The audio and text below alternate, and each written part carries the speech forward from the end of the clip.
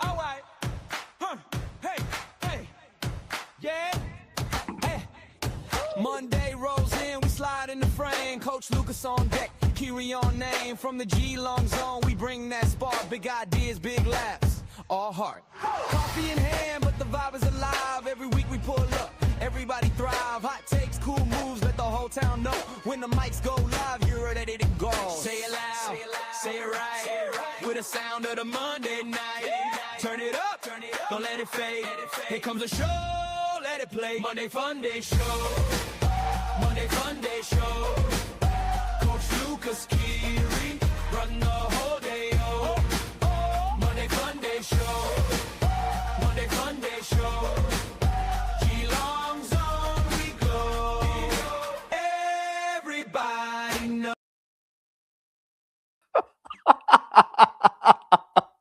Oh, that did not plan out too well, but I thought I'd do a bit of a dance. But hello, everyone, and welcome to the Monday FUNDAY show live on the Geelong Zone. My name is Kiri, and I have Lucas with me as well. We're going to deep dive into the first week of the Sir Doug Nicolls Round, and we're also going to talk about other things that have happened in the world of sport. Big weekend, especially in the world game, not just in Australia, but also overseas as well. Lucas, how are you, my friend? Yeah, I am doing fantastic. Well, I went to the city on Saturday night, got myself some chips, some lovely chips here from the casino. $50 worth of chips. So won those, and then bet another 50, lost that. But anyway, no.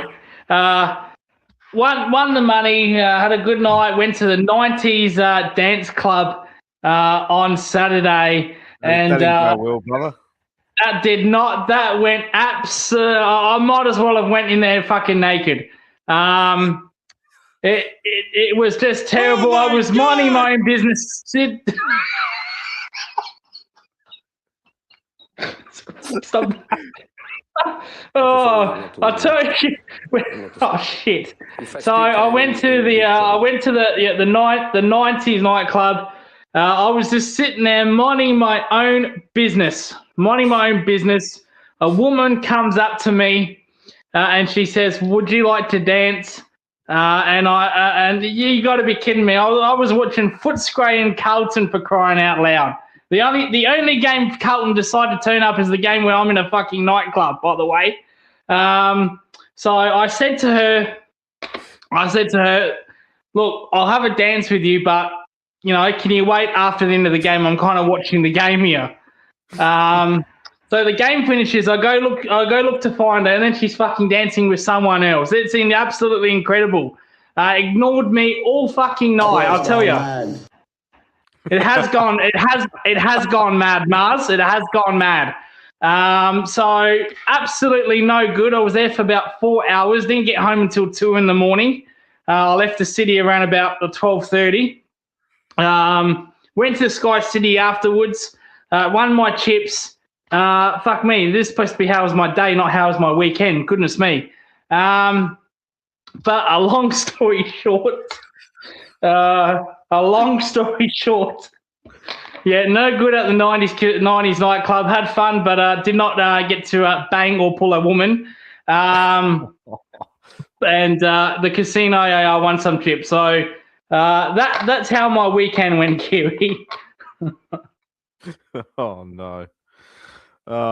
Well, yeah, I know the feeling, mate. Absolutely know the feeling, but that's all right. We are here to talk about footy at the end of the day. So we'll start off. We're not going to dwell on it too much. I do want to know your thoughts on the game because I did the review last night. But it is the Cats that got the job done over the Brisbane Lions. Oh my God! Yeah, oh my God. I was absolutely like Homer Simpson right there as well with a full-time score, especially how we started in that game too. I'll give you my quick 2 cents on it.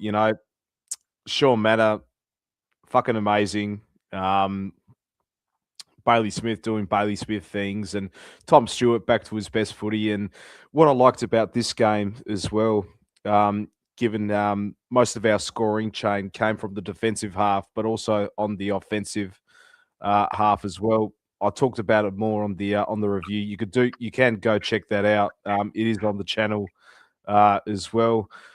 Yeah, that second quarter, I thought, Brisbane are going to come back. Charlie Cameron's off the leash. It's the grand final over again. But we responded. Chris Scott had a plan B for this one. And, it was an all-around comprehensive performance from the Cats against a formidable Brisbane Lions side that we struggle, especially up on their home turf. So, Lucas, your thoughts on this one, please.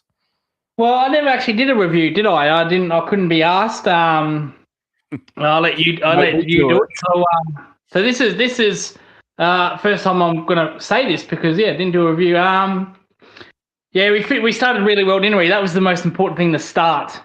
It was actually before the game that we started really well before it even started, with Dane Zorko being a late out. That helped us a lot.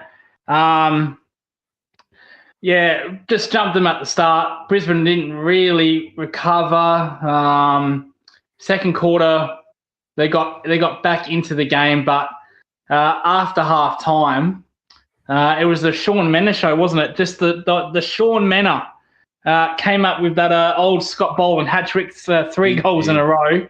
He did. Right place, right time. He might want to be in the next Die Hard movie.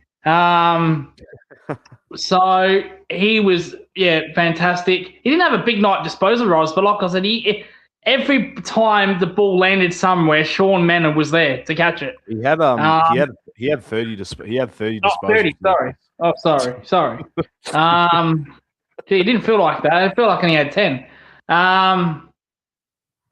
There it is on the screen. Bailey Smith, he's top 3 for Brownlow right now. If he ain't top 3 for Brownlow, it's rigged.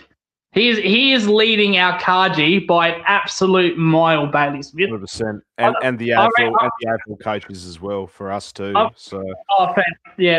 I reckon if he didn't play for the rest of the year, he'd win the Kaji. Thank God we have him though, because he's having a career best year, Bailey Smith. Didn't see this coming because he had a very good season last year. Then he's improved. He's elevated. He's probably now in that elite category. He's now in that elite category.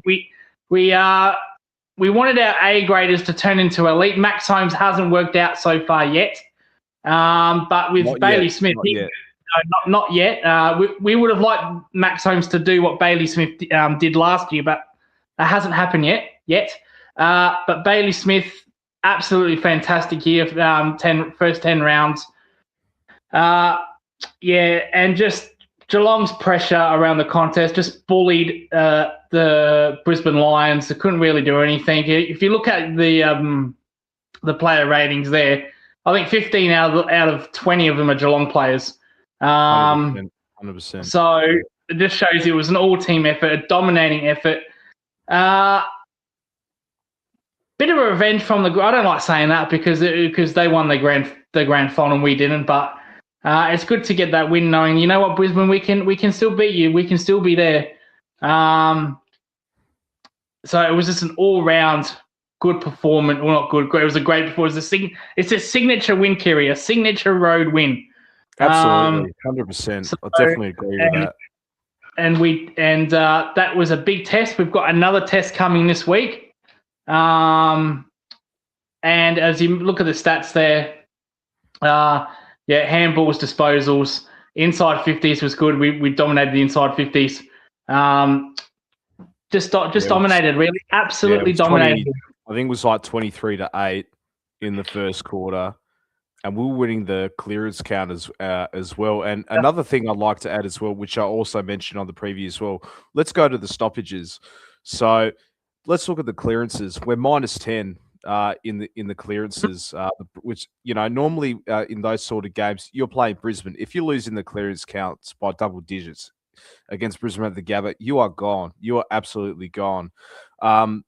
But it was the forward half pressure, especially from the first and that third quarter as well that won that game. And it's been a trend for Geelong as well. For the last couple of years, we don't necessarily win the clearance count, but it doesn't mean that we're gonna lose the game. It's the forward hard pressure. You know, the attack from our defenders in Tom Stewart, Lawson Humphreys, Connor O'Sullivan at times as well, and transitioning into our own forward 50. But yeah, you think with these stats here, yeah, Brisbane would probably win this one by about I don't know 4 or 5 goals. Coming into this game, I thought Brisbane were a 5-goal team better than us.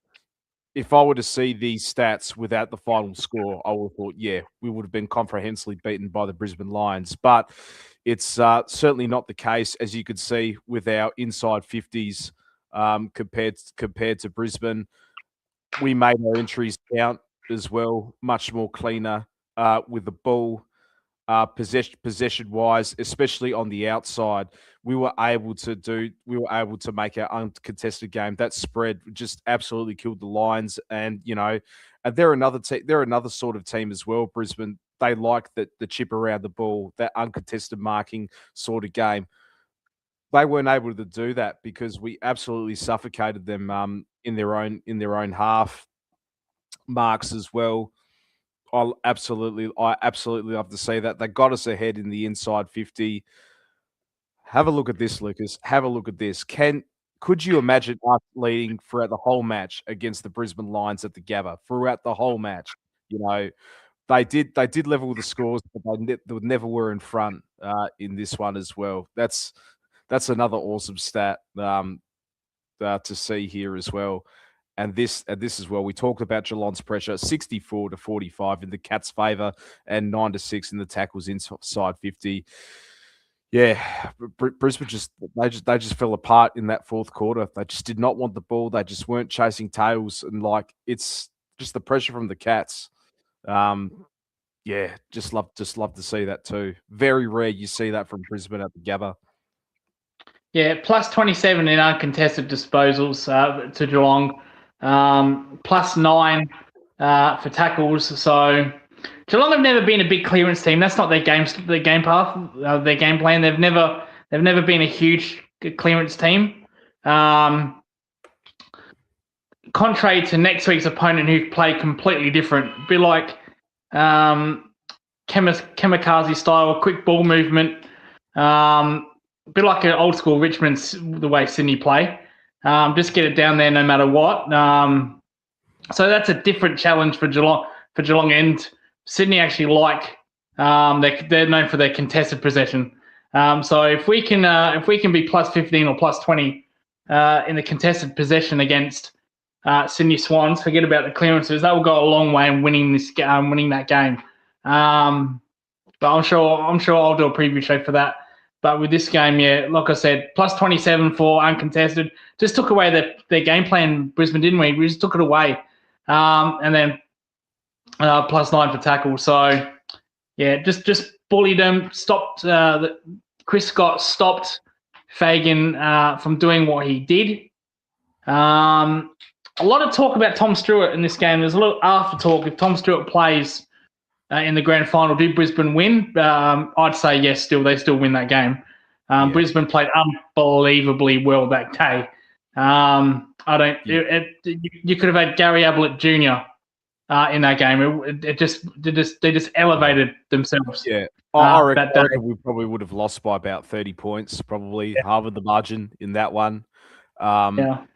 I reckon he could have restricted Charlie Cameron to 1 or 2 goals, but it's never going to be enough. One player is just ready to come make a difference because you got who could stop Hubert Cluggage, who could stop your Lockie Neals and your Will Ashcrofts in that grand final as well. But yeah, you could see how much we absolutely missed him in the last time we faced the Lions in that one as well. But yeah, all around fantastic performance from Geelong and great confidence booster as well coming into the next game against the Sydney Swans. Factual opinion calls them the Lion Tamers. We absolutely tamed them. Speaking of Sydney, we are moving on to the next game. It's the Swans. They just beat Collingwood in this one as well. Not a full strength Collingwood side, and Sydney could barely put them away. I think the Pies were up by 40 short of points midway through the second quarter. But yeah, we always knew the Swans were going to come back for this one, but they look a bit vulnerable, Lucas. I don't know, mate. I do think they are absolutely gettable for. Oh, that's awkward there. I was meant to take those down. Shout out if he's watching. We were supposed to get Scott Tompkins. No, Scotty's got work. But Scotty did say that he'd be on next week, knowing Carlton will win 2 games in a row. I didn't actually know who Carlton played. And then I realised that who they played. So maybe he's onto something, maybe. But we'll get Scott. We'll get Scott next week. It's been actually a while since Scott's been on. Hopefully it gets stuck, because I know we're playing Carlton in a couple of weeks' time. So maybe for that as well. A massive preview show. Who knows? That's why he wants to come on to rub salt in the wounds. Because Carlton's a bogey team for us. It's a bogey team. I don't know fucking why. It's Carlton. But we can't seem to beat them, Kieran, no matter where it is. Where's this game at? That's SCG. 2 weeks away. Oh, yeah, that's at the MCG. Oh, It's MCG, a of course. Carlton home game as well. Oh, okay. Well, remember the good old days where Carlton used to play in Geelong and they stopped that now? Even at fucking Marvel, bro. Like, I have more confidence beating them in Marvel than at the MCG. So. But yeah, the Sydney game. Yeah, what do you? I reckon they're gettable, Lucas. I reckon they are gettable for this one. They're not as convincing as what they were. They're not. They are gettable. Of course they are. It's in Geelong, so it's probably a 60-40 to us. Collingwood should have won this. They were up by 30 points in the after quarter time. But Sydney's ball movement, Heaney, Warner, started to click, and Collingwood just froze. They just froze through the middle. Craig McCrapp finally did something right and put Dacos forward. He kicked 2 goals as midfielder. And then Craig McCrapp, that's right. He's worse than Chris Scott. So, yeah, DeGoey also had a very good game. DeGoey's had a good few weeks, to be fair. Had a good game against us last week. But, Warner and Heaney, what makes them dangerous is their goal-kicking ability. I think Warner missed a couple of shots. Yeah. But, yeah, they are very dangerous when it clicks, because they can go up forward and kick goals, like Heaney and Warner did. Blakey's had a very, very good year. Grundy's Grundy. Electric off halfback. Brody Grundy, he's having an all-Australian year in the ruck at the moment. He's kicked a goal, 34 disposals, 5 marks, 46 hit-outs, 12 clearances. I'd like to know his score involvements in this one as well, but he was absolutely playing like a prime Polly Farmer in this one. But no, it was like hit back in his Collingwood, like all-Australian sort of days, Brody Grundy. Yeah, I think this will be an interesting one. Does Mitch Edwards play on him next week, or do we bring back Reece Stanley? I want to know your thoughts. Put it in the live chat. Who should we match up against Brody Grundy in this one? Maybe it should have been something in the preview show, but fuck it, we're going to say it anyway. Nick Blakey, you talked about, electric off of halfback. He's lethal, Nick Blakey. He's another one to keep an eye on as well. Isaac Heaney is going to usually get his 20 to 30 touches, 11 clearances. Tom McCartan. That was the A-grade defender I was wanted to talk about, just like your Harris Andrews and all of that. I reckon we throw a Jack Henry on there, maybe. He did negate Andrews, played that Billy Frampton sort of textbook sort of role. Maybe we do that on Jack Henry. Maybe we do that, or maybe we do that on Tom McCartan. But on Collingwood, yeah, you talked about Jordan DeGoey. Yeah, he's having a career best year at the moment. Outside of Nick Dacos, and Josh, I reckon he's their best midfielder at the moment. We know Dacos is going to get a couple of goals. Yeah, he floated there on the forward line. Don't know why Craig McRae didn't do that in the Cats game a couple of weeks ago. Who else? See, Kerry, I don't think Josh Dacos is having a good year. I don't think he's having a good year. Only because he's not being played at half back where he should be. Like, interesting. He's been played out of Rowan Steele. I know he came off injured for that one as well. He's a young ruckman for the Pies at the moment. Dan McStay, yeah, he's got himself the one goal, but he should be doing more. He should be doing more, Dan McStay. He came into that side as the number one key forward, but hasn't been delivering for the Pies. Dan Houston as well. He's been terrible. He's absolutely regressed. He hasn't been the A grade halfbacker like he was at Port Adelaide. No. Who else? Jamie Elliott's had a quiet season so far. Lockie Schultz, enough said. Tom Papley kicked 2 goals too. He could have had a big night. Logan McDonald got 2. Oh, here he is. Your man, Charlie Kerno. Oh, we're not going to get here he is. Where is he? Your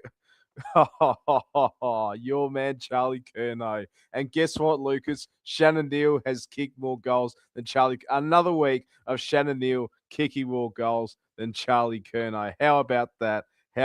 Every dog has its day. Every dog has its day. Every dog does.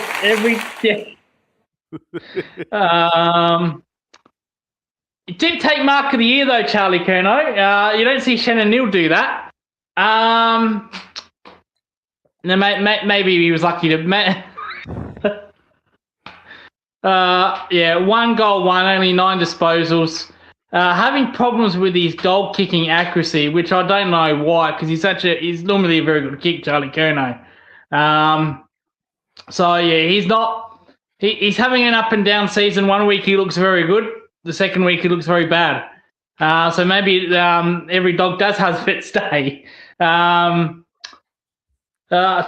tell you what though. I'm just looking at the stats. Tom Papley's still being an annoying little ass wipe. 2 goals for Tom Papley. How about do that in the grand final? Any chance you want to do that in a grand final, Tom? Yeah, your stupid selfie. Yeah. Fuck you, bro. Fuck you. Cursed tweets or cursed photos. That is it. If you can you just go up the stats for a bit? Just go up a little bit. Yeah. Of course. Something I just want to point out about I was going to get the team stats out soon anyway. So yeah, about a certain player. Yeah, just stop there. Yeah. No, go back down. Back down to Bo McCreary. I just want to talk about him for a second. Yeah, this guy. Yeah. Yeah. What do you reckon about him?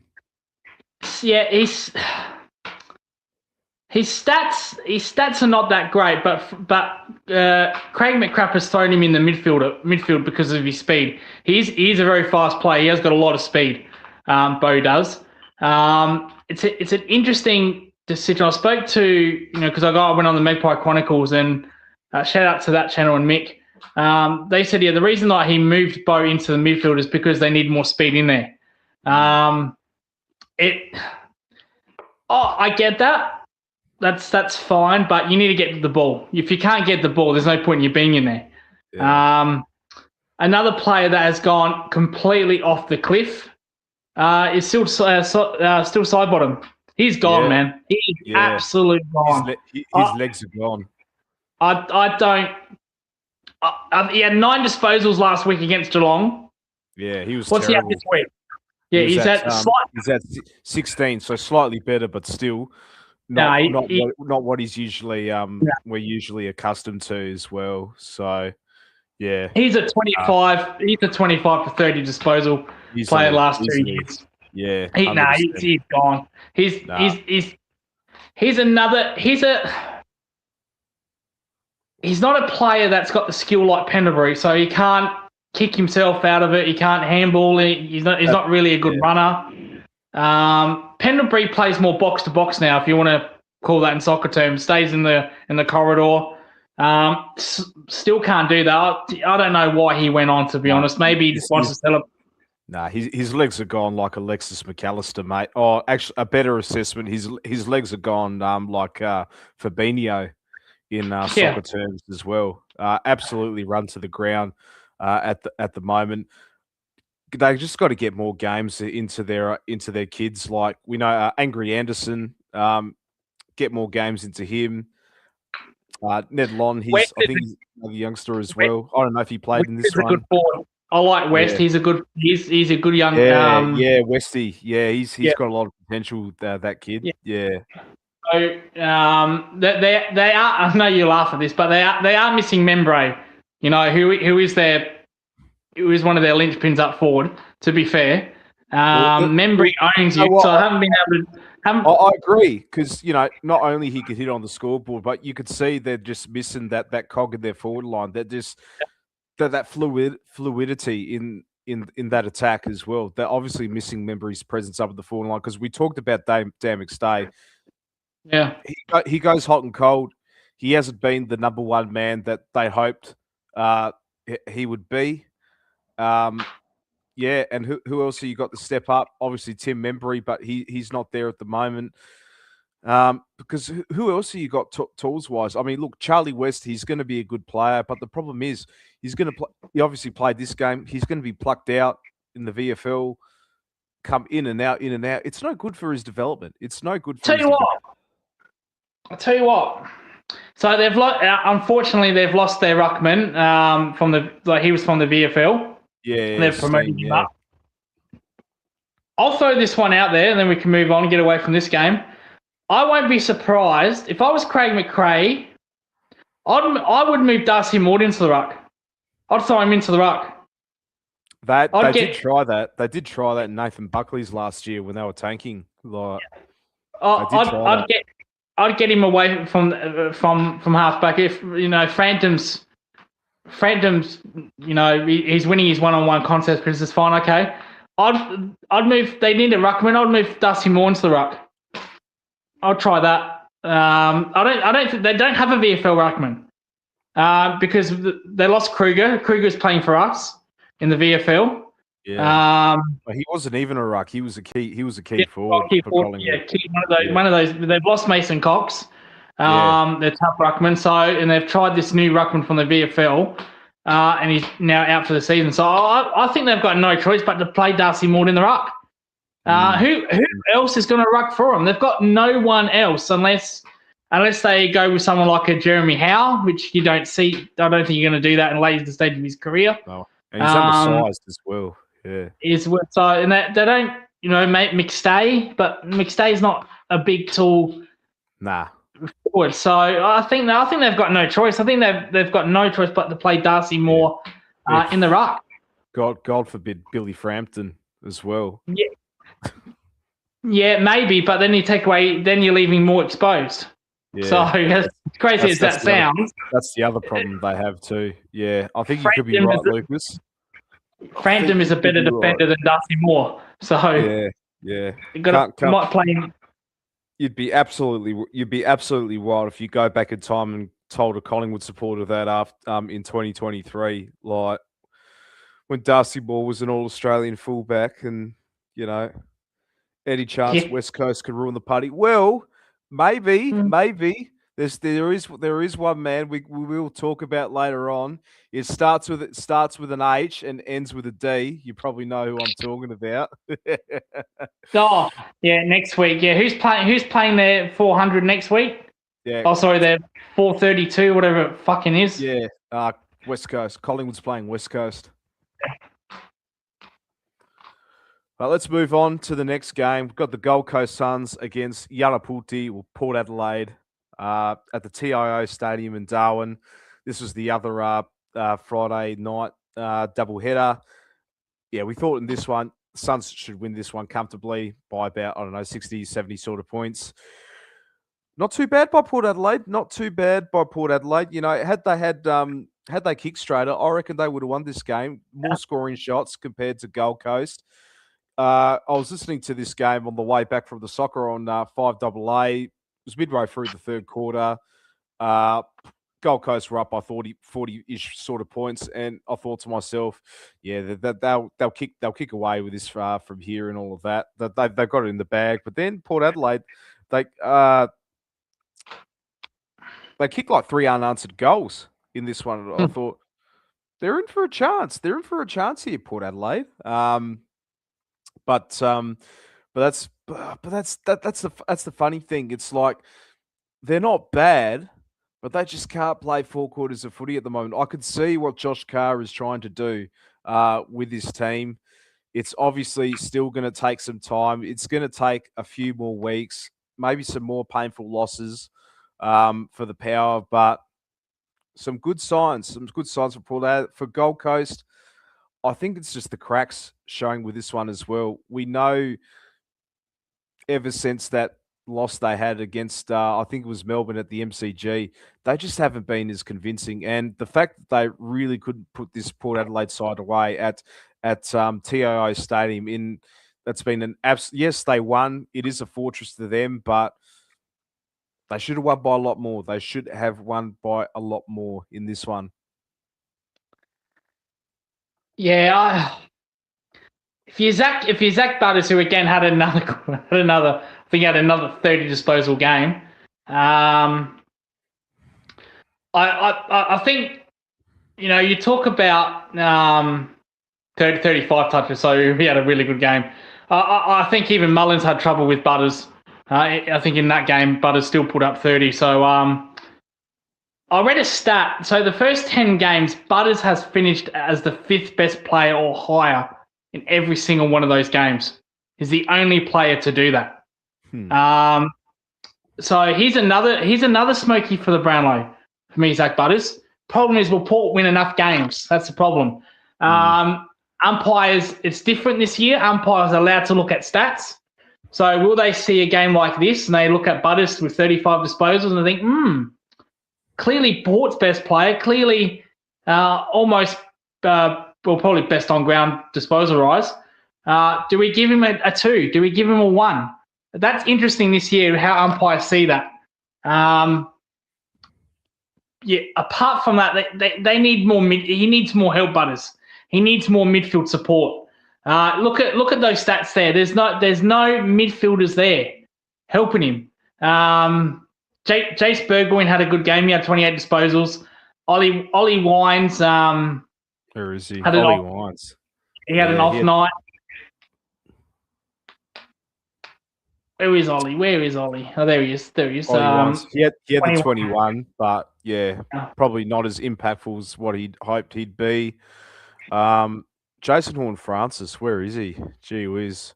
He's had a bit. He's been off of form as of late as well. Lockie Jones came off with an injury, so that's a huge blow for Port. Mitch Georgiades, again, 1 goal, 3. We know he could take a good mark, but he just can't kick through the big sticks at the moment. That's weird for me because he's a beautiful kick, Mitch Georgiades. He could have. Could have been another factor, that things could have been different. Mitch Georgiades, he is again the culprit of that, of Port Adelaide losing games because of his goal inaccuracy. The showdown, it cost Port badly. Georgiades was inaccurate in that game. They should have won that showdown. And he's done it again today. Like they came late. They came really late. Gold Coast went to sleep. And I said to this last week, where Brisbane went to sleep against Carlton, it's hard to get it back. It's when a team gets on a run, it's hard to peg it back. And yeah, they were very. I think the condition. I'll say this, Kieran. I'll say this. I don't think Gold Coast bet Port. I think it's the conditions that bet Port. 100%. Gold Coast, they're used to this weather. They're acclimatised. We saw late in the last quarter there, Port Adelaide player, I forgot who the player was. He was cramping. He couldn't even move. They started to fade badly, Port Adelaide. So I think it was more conditions than Gold Coast. Gold Coast are doing what they need to do, but their stars are not firing. However, that could be a good thing, Kiri, because, Petrarca's had a couple of bad weeks, and Anderson's still getting 30 to 33 touches, but they're not impactful for me. I think John No, I Noble's had a agree. really good 2 weeks. He's had a really good couple of weeks. John Noble as well. I do agree with you, Lucas. I do think the conditions absolutely favour the Suns in this one. And like I said, the goal kicking is what's let down Port Adelaide. Had they kicked a lot more straighter, I reckon they would have pipped this game from the Suns. Yeah, stats wise, you could see leading the disposal count inside 50s. This is the thing, efficiency inside 50 for Port Adelaide, but they're just not hitting it on the scoreboard. That's Josh Carr would be absolutely drilling about this throughout the week. Clearance count plus 11 in the clearances and in the stoppage they led in that one too. Like partly because maybe the Gold Coast put the Q in the rack as well. Yeah, I find that interesting actually. Them winning the clearance count because Zach Butters, he's the only midfielder that's Paul got. Out of due respect with William Drew, he plays a more of a defensive sort of role, attacking sort of role. I don't know who he was. Bloody, I didn't watch this game for anyone like, but yeah, because you got your Petrarcas, you got your Matt Rouse, you Noah Andersons, and all of that. Yeah, I'd expect Gold Coast to be plus 11 in this one, not the other way in minus 11. So, but you remember early in the year, Petrarca was really firing, Anderson was really firing, especially Petrarca. We were talking before he got injured. We were talking about Brownlow form with him. He's leading the Brownlow. Their stars are not firing, but they're still winning. So maybe that's a good sign. So if they're still winning while their stars are struggling. And it's the other players like Noble, who's picking up the pieces. Jed Walter had a good game as well. He kicked a few goals. Yeah. So good it's case, other good players case for him to keep his spot in the team as well, Jed Walter. So yeah, Damien Harvey already dropped him once. So their stars are not performing as great, but they have got other teammates picking up the pieces. I think Butters needs what they need. Butters needs someone else. Jace Burgoyne, I thought, had a really good game, Jace. I've said this so many times. Throw Jace Burgoyne in the midfield. He's got very clean set of hands. I know he's thrown onto the wing at times, but chuck him on ball. Chuck him on ball for this one and good two-way player. Good tackler as well. Really, you don't get. He might be a little man, but if he grabs you, you're not going anywhere. He can really put you down. No Rosie. Rosie's still many weeks away. I think he's still 4 or 5 weeks away. So why throw Burgoyne in there? Throw Thomas Anastastopoulos in there, the new Greek guy in as well. He was good. I saw a bit of his highlights as well. He's dominated in the sandful for the Baggies. Well deserved call up. I think he deserves to keep his spot for this one too. Former Geelong Falcon as well. Who knows? We might get him at the end. They all come to Geelong at some point. But any of those sort of guys. Just try. I think that's just what Josh Carr needs to do. He needs to be brave. He needs to make risks. Throwing to Jace Burgoyne, Tommy A. Who else in the bloody midfield that bloody got as well? Just try someone else. Try someone else because because God forbid Zach Butters picks up an injury. Sort of like carrying the load, like what Patrick Cripps is at Carlton. Yeah. No, and if you're Zach Butters, you can probably see, as you mentioned, Q, you can see what Port are trying to do.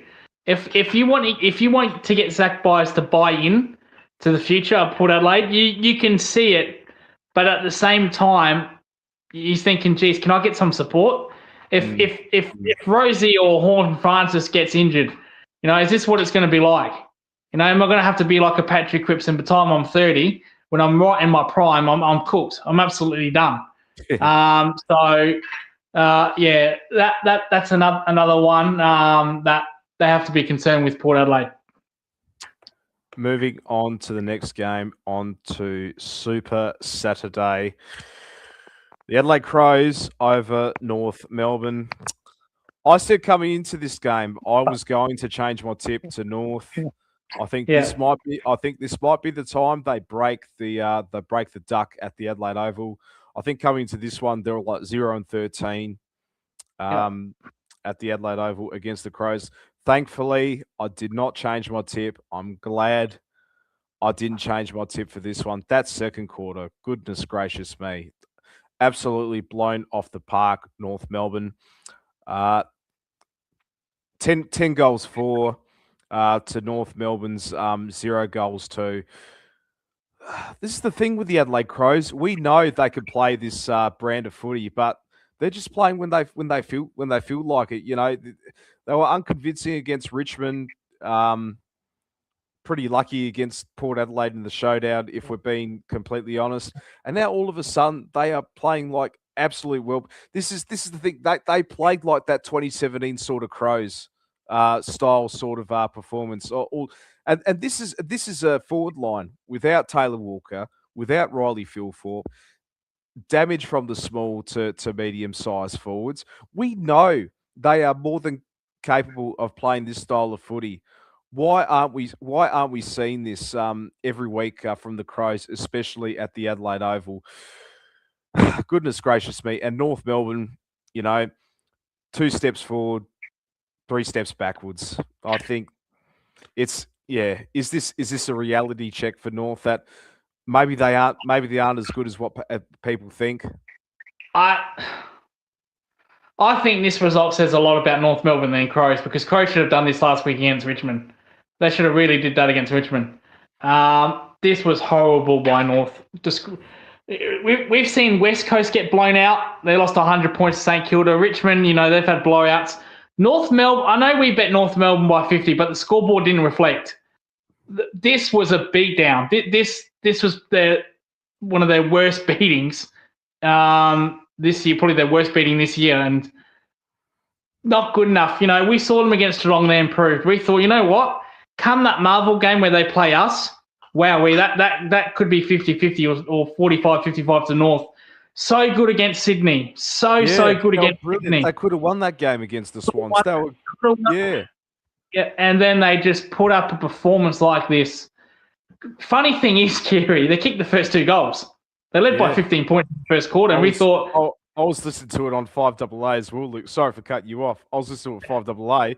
Bloody Stephen Rowe going absolutely off as well. You know, the Crows haven't touched the footy. The disposals are 25-0. It's a bloody absolute disgrace. I got back for the second quarter and I thought, I'm switching it off at halftime. This is all over. I saw, you saw the first quarter and you thought, you know what? Fuck, maybe this is now the game. This is the game where North take a big scalp. Haven't won here for years, but after second quarter, I don't know what the hell happened. I've got not a clue what happened. Adelaide have got no Walker. They had no forward line. Yet they're small midfielders. Rochelle, Ben Keys, just had an absolute. Saligo had a field day. Saligo kicked 2 goals. Saligo's not really a goal kicker. He's a halfback flanker midfielder. Yeah. So they're medium-sized. It's like North didn't have a plan. It's like, well, we're planning for 3 forward towards here, and we didn't get that. It was absolutely incredible the fall off. Rankin, I don't think Rankin played that good of a game. He only kicked the 1 goal. Dawson only kicked the 1 goal. But Peatling kicked 2. Peatling never kicks goals. He never kicks goals. It's their small medium forwards that just completely destroyed North. I don't understand that. I really don't understand that. Where's LDU? Where's Simpkin? You know, Sheasel had a poor game.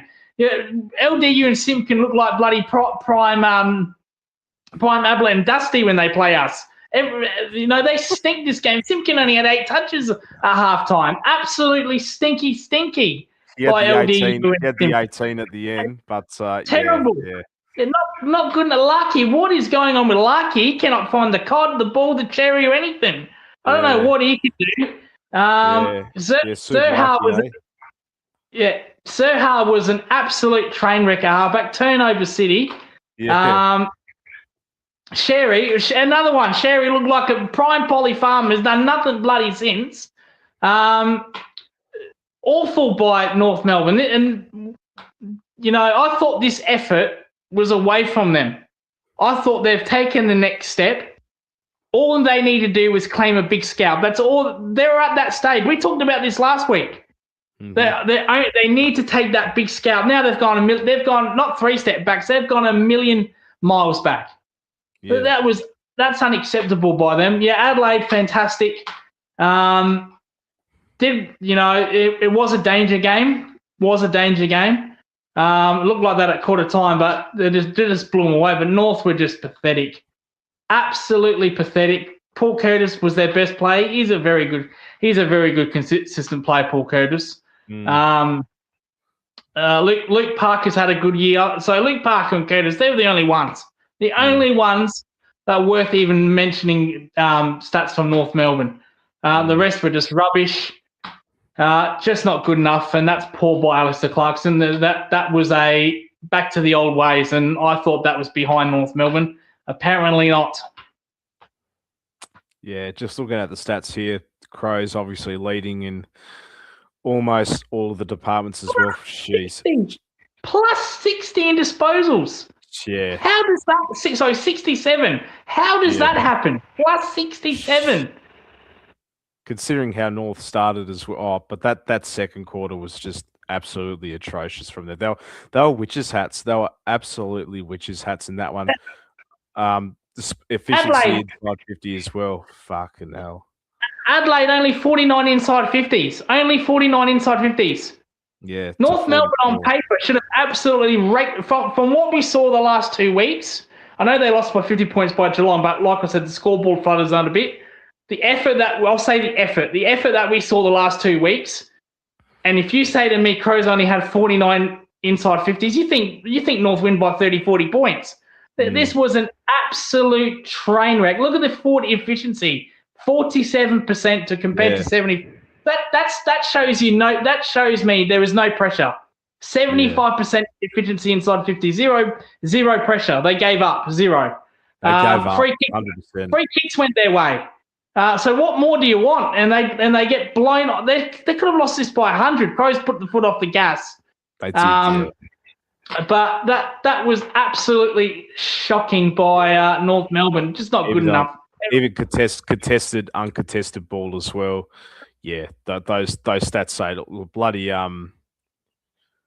plus minus 51 in uncontested ball. If my maths is right, Lucas. Like if you're losing that much from the outside, Clarkson is known on contested possession.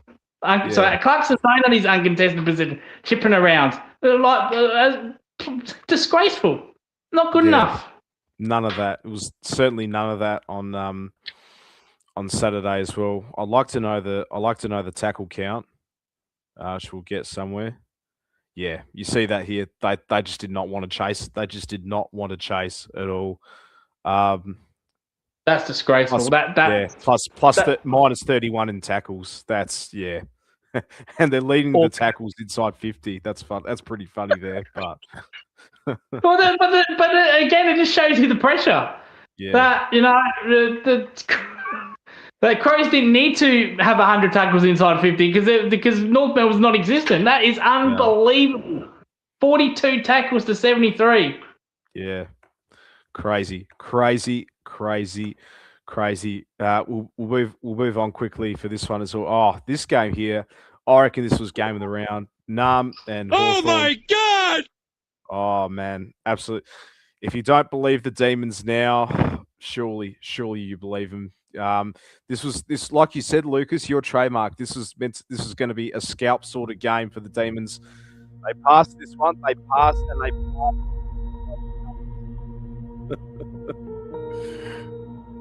Keep talking. Believe it or not, ladies and gentlemen, Stephen King, he has arrived in the AFL. Stephen King ball, ladies and gentlemen. The Melbourne Demons, resurgent. They are absolutely back. And what a way to do it over the fraud Hawk ball in this one as well. Oh, geez. Bloody. Again, this was another game. I had something on this weekend. I wish I watched this game. I need to watch the replay for this one. But oh my goodness, yeah, I'm sure you would have enjoyed this as a neutral if you were watching this game. Incredible, absolutely incredible. Let's go to the play stats for this one as well. Tom Sparrow had a really good game. Jack Steele, the St Kilda reject. He had an absolute blinder for this one as well. Hearts of Steel. Hearts of Steel in this one. Max Gawn, we know he's having a good season. Where's my man Cozzy Owns You? Cozzy Owns You.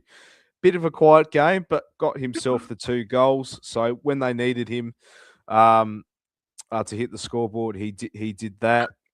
But yeah, on the Hawks, Dylan Moore got 27 and kicked 2. Carl Amon, he's been racking the ball up quite a bit. But outside of that, Jack Gunston struggled. John Newcomb, I can't see him at the top end somewhere. Jack Ginnivan has dropped off a bit. Yeah. I don't think Gunston played. I don't even think he played. I think they rested him. I think they rested him. I don't even think they played. They rested him. Mitch Lewis got 2 goals, 1. Yeah. Your man, the Wizard, got 3 goals, 1. But where was he in the second half? He used his magic trick and poof, he disappeared. Poof. Oh no. Oh, gone mad. Yeah, Dita has. Yeah, look, wowee. Don't they? I reckon that this is now, I think, the 6th game they've kicked over 100 points. They are the most attacking team in the AFL.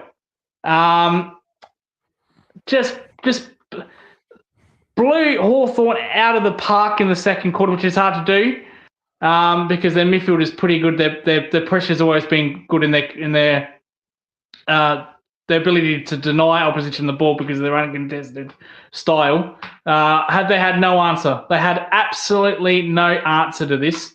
And not only do Melbourne kick a lot of goals, Kiri, they kick straight. They don't miss. They are very good goal kickers. So they put scoreboard pressure on you. Hawthorn, another game where Jack Gunston hasn't played, another game they've lost. Strange one from Hawthorn because they've been shaky the last 3 weeks. Yeah. They're another team that looks vulnerable at the moment. We thought they were absolutely flying like the Swans. I think they're gettable. In this one as well. I'm telling you, they are hurting without Will Day in the midfield as well. This is why they wanted Zach Merritt. They wanted Zach Merritt in that team, and I think that's going to cost them their downfall in September as well. But yeah, as you can see here, plus 30 in the disposals, just ahead in the inside 50. But yeah, it's just the kicking that's let them down again. The Hawks. The efficiency in just more scoring shots and just more scoring shots for the Hawks. Just ahead on that, but 43.9 is efficiency inside 50 to Melbourne's 51.8. That says it there as well. And I think without Gunston, that's what hurt them as well. Yeah, because Gunston is a very good kick. He's a dead eye normally, Gunston. But yeah, that's the difference in the inside 50 efficiency. Because their players kick straight, so they put scoreboard pressure on you. They just play exciting football. Stephen King, what he's done with this team, they've lost Petrarca, they lost Oliver. This was a reset. This was a complete reset. They've got players like Windsor, Langford, Langdon, Rain Rooney. Or Van Nistelrooy. Oh fuck! What's his? Nistelrooy. Jacob Van Rooyen. Van Rooyen. Let's call him Wayne Rooney. Just call him Wayne Rooney. Oh, there's your Doug Hawkins moment. Just and their pressure as well. 54 tackles. Yeah, we've been talking about that as well for the last couple of games too. Yeah, their pressure was on point, the D's. They have a test. This week's a big test because they can do it at the MCG, but they're yet to kick over 100 points outside of the MCG. Against Sydney, they were 99.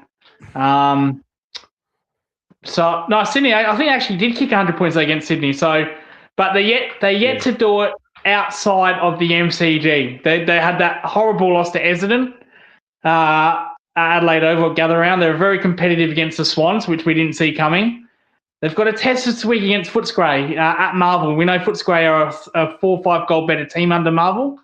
Probably not after last week, but this is another test for them. After this game, they've got a really good draw, Melbourne. They've got 5 very winnable games. West Coast, GWS, they go to Alice Springs. A game against Collingwood. They don't play anyone in the top 8 for the next 5-6 weeks. So if they can win at least 4 of those, forget about finals. They are playing finals.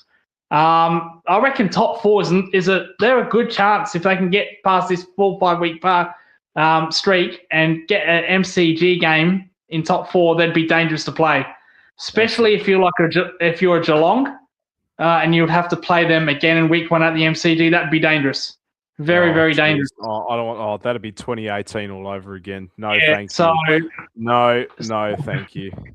So they are dangerous to play at the MCG. I think they're undefeated there. The good thing is, Kerry, they're beating big teams at the MCG. Gold Coast, Brisbane, Hawthorn. That's 3 of the top 5 right there. That's 3. And who's next? I know Geelong's playing them in July. I think at the MCG as well. Yeah. I won't be surprised if they beat us there as well. Scary. They are looking absolutely formidable at the moment. If the finals were this week and you're playing them at the G, you wouldn't want that. You really would not want that. The only time the Demons fans actually fucking rock up for once as well and cancel their skiing. So Demons fans, cancel your skiing holidays for this one. You are going to September. I swear to God, if we fucking face them again, oh Jesus Christ, Jesus Christ, it's going to be 2018 or 2020. Well, we don't talk about 2021. That was the COVID year, but 2018. You remember that elimination final, Lucas? That was over by quarter time. Another Chris Scott masterclass there. But moving on to the next game. Oh my God! Who would have thought? Michael Voss leaves the Carlton Football Club. In comes the new coach, Josh Fraser. Carlton fans, book your grand final tickets. That's what they were doing. That's what they were doing. I'm telling. They fucking booked their grand final tickets against the Brisbane in the fourth quarter. So this just confirms it. This just confirms it. If they didn't book then, Jesus, they've booked now. They are back. Apparently, they are back. This was the 90s. This was the 90s club game that I watched and turned down a dance and turned down a wife, a potential girlfriend, kid's wife. So Carlton, thank you so fucking much. The only game where you bothered to turn up is the game where I went to a club. So thanks for that, dickheads. The stats. Cripps has had a good 2 weeks. He's had a good 2 weeks. He looks rejuvenated. He looks rejuvenated under a new coach. He has. Jager Smith had a good game. Though this is where Jager Smith should be every week. We had that amazing game against Geelong in that preseason game. Carroll picked up Ollie Hollins. So these B graders had a day out. Will Haywood had a good game. Came from nowhere. But Kerry, how many times when a coach gets sacked, and they win the next week. How many times do you see that? Whoa. Yeah, and not just in AFL, but Premier League. Manchester United. Oh, don't get me started. Don't fucking get me started. Yeah, so we're on Brownlow watching this game because of the Bont. No, he's not going to get votes this game. He's not going to get votes. I don't think so. Nah. So I think 1 in 24, so 1 goal and 24 touches. Yeah, that's not going to get it done, Bont. I'm sorry. Looks injured to me, Bont. Last 2 weeks, he looks injured. Maybe he needs a rest. Are they not resting him? Something. Yeah. Yeah. Are they afraid to rest him because of the Brownlow? Do they realise that, he's now having a Brownlow year? Do we risk that to rest him? Sometimes you just have to say, we have to think about the team and not the individual. So maybe he just needs a rest for a couple of weeks. Adelaide, they've rested Phil Thorpe. Let's see when he comes back. Let's see if that's worked, because he looks like he's injured or something's wrong with him. Stanley got rested half the season, came back that game, looked good. So maybe they need to do that with Bond. But Carlton got their act together. They got it together, which they should have done in round 1 and onwards. Disappointed with the Bulldogs. I know they are depleted, but this at this venue, it wasn't at the G, Kiri. I know it was like, how weird is that? A Carlton home game, but it's at Marvel. That's so weird.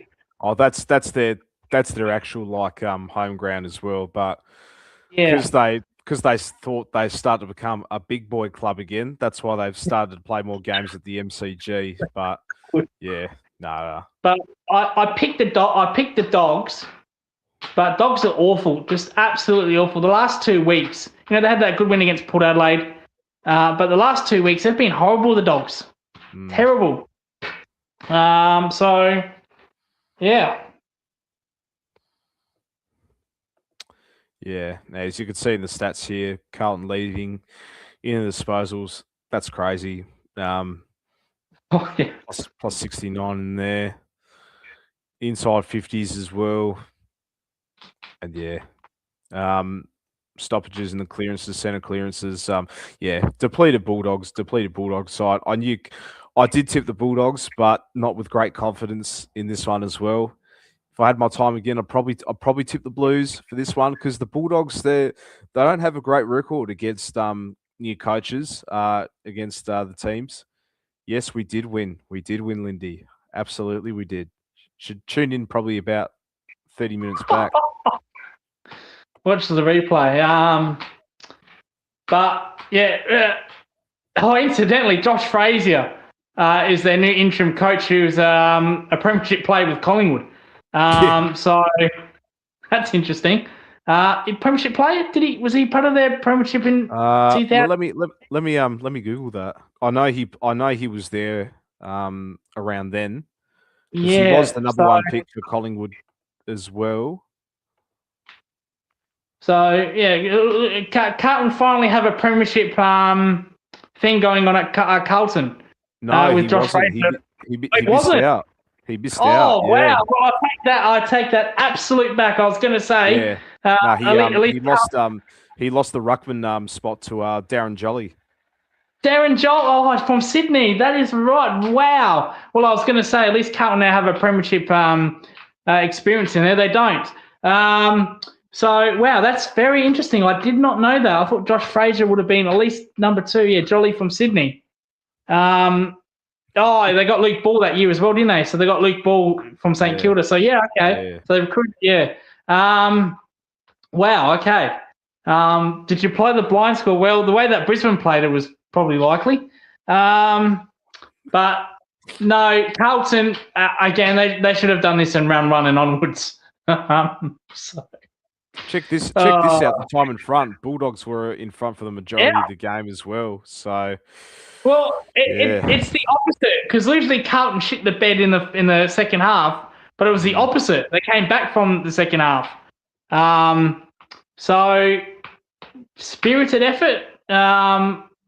Good luck next week.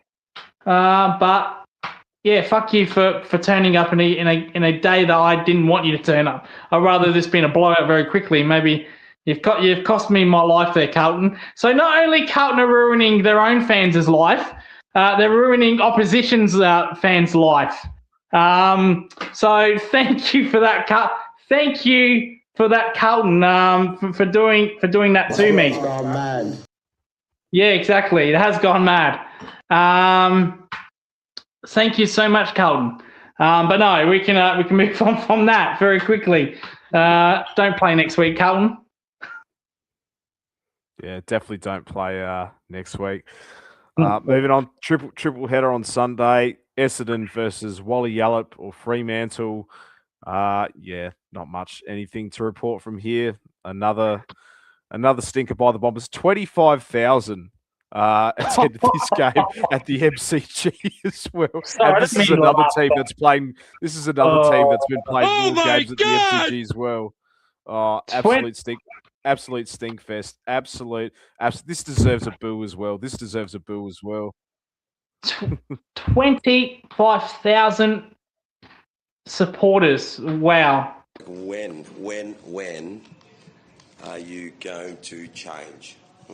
Yeah, exactly right. When are you going to change Essendon? Awful. So that you thought it couldn't get any worse, and then they had that horrible first half. I thought it was a danger game, Kerry. No, I'm serious. I thought at least it was a danger game. Fremantle on an 8-game winning streak against a shit Essendon team. Now, hang on. Tell you why. Oh, I'm listening.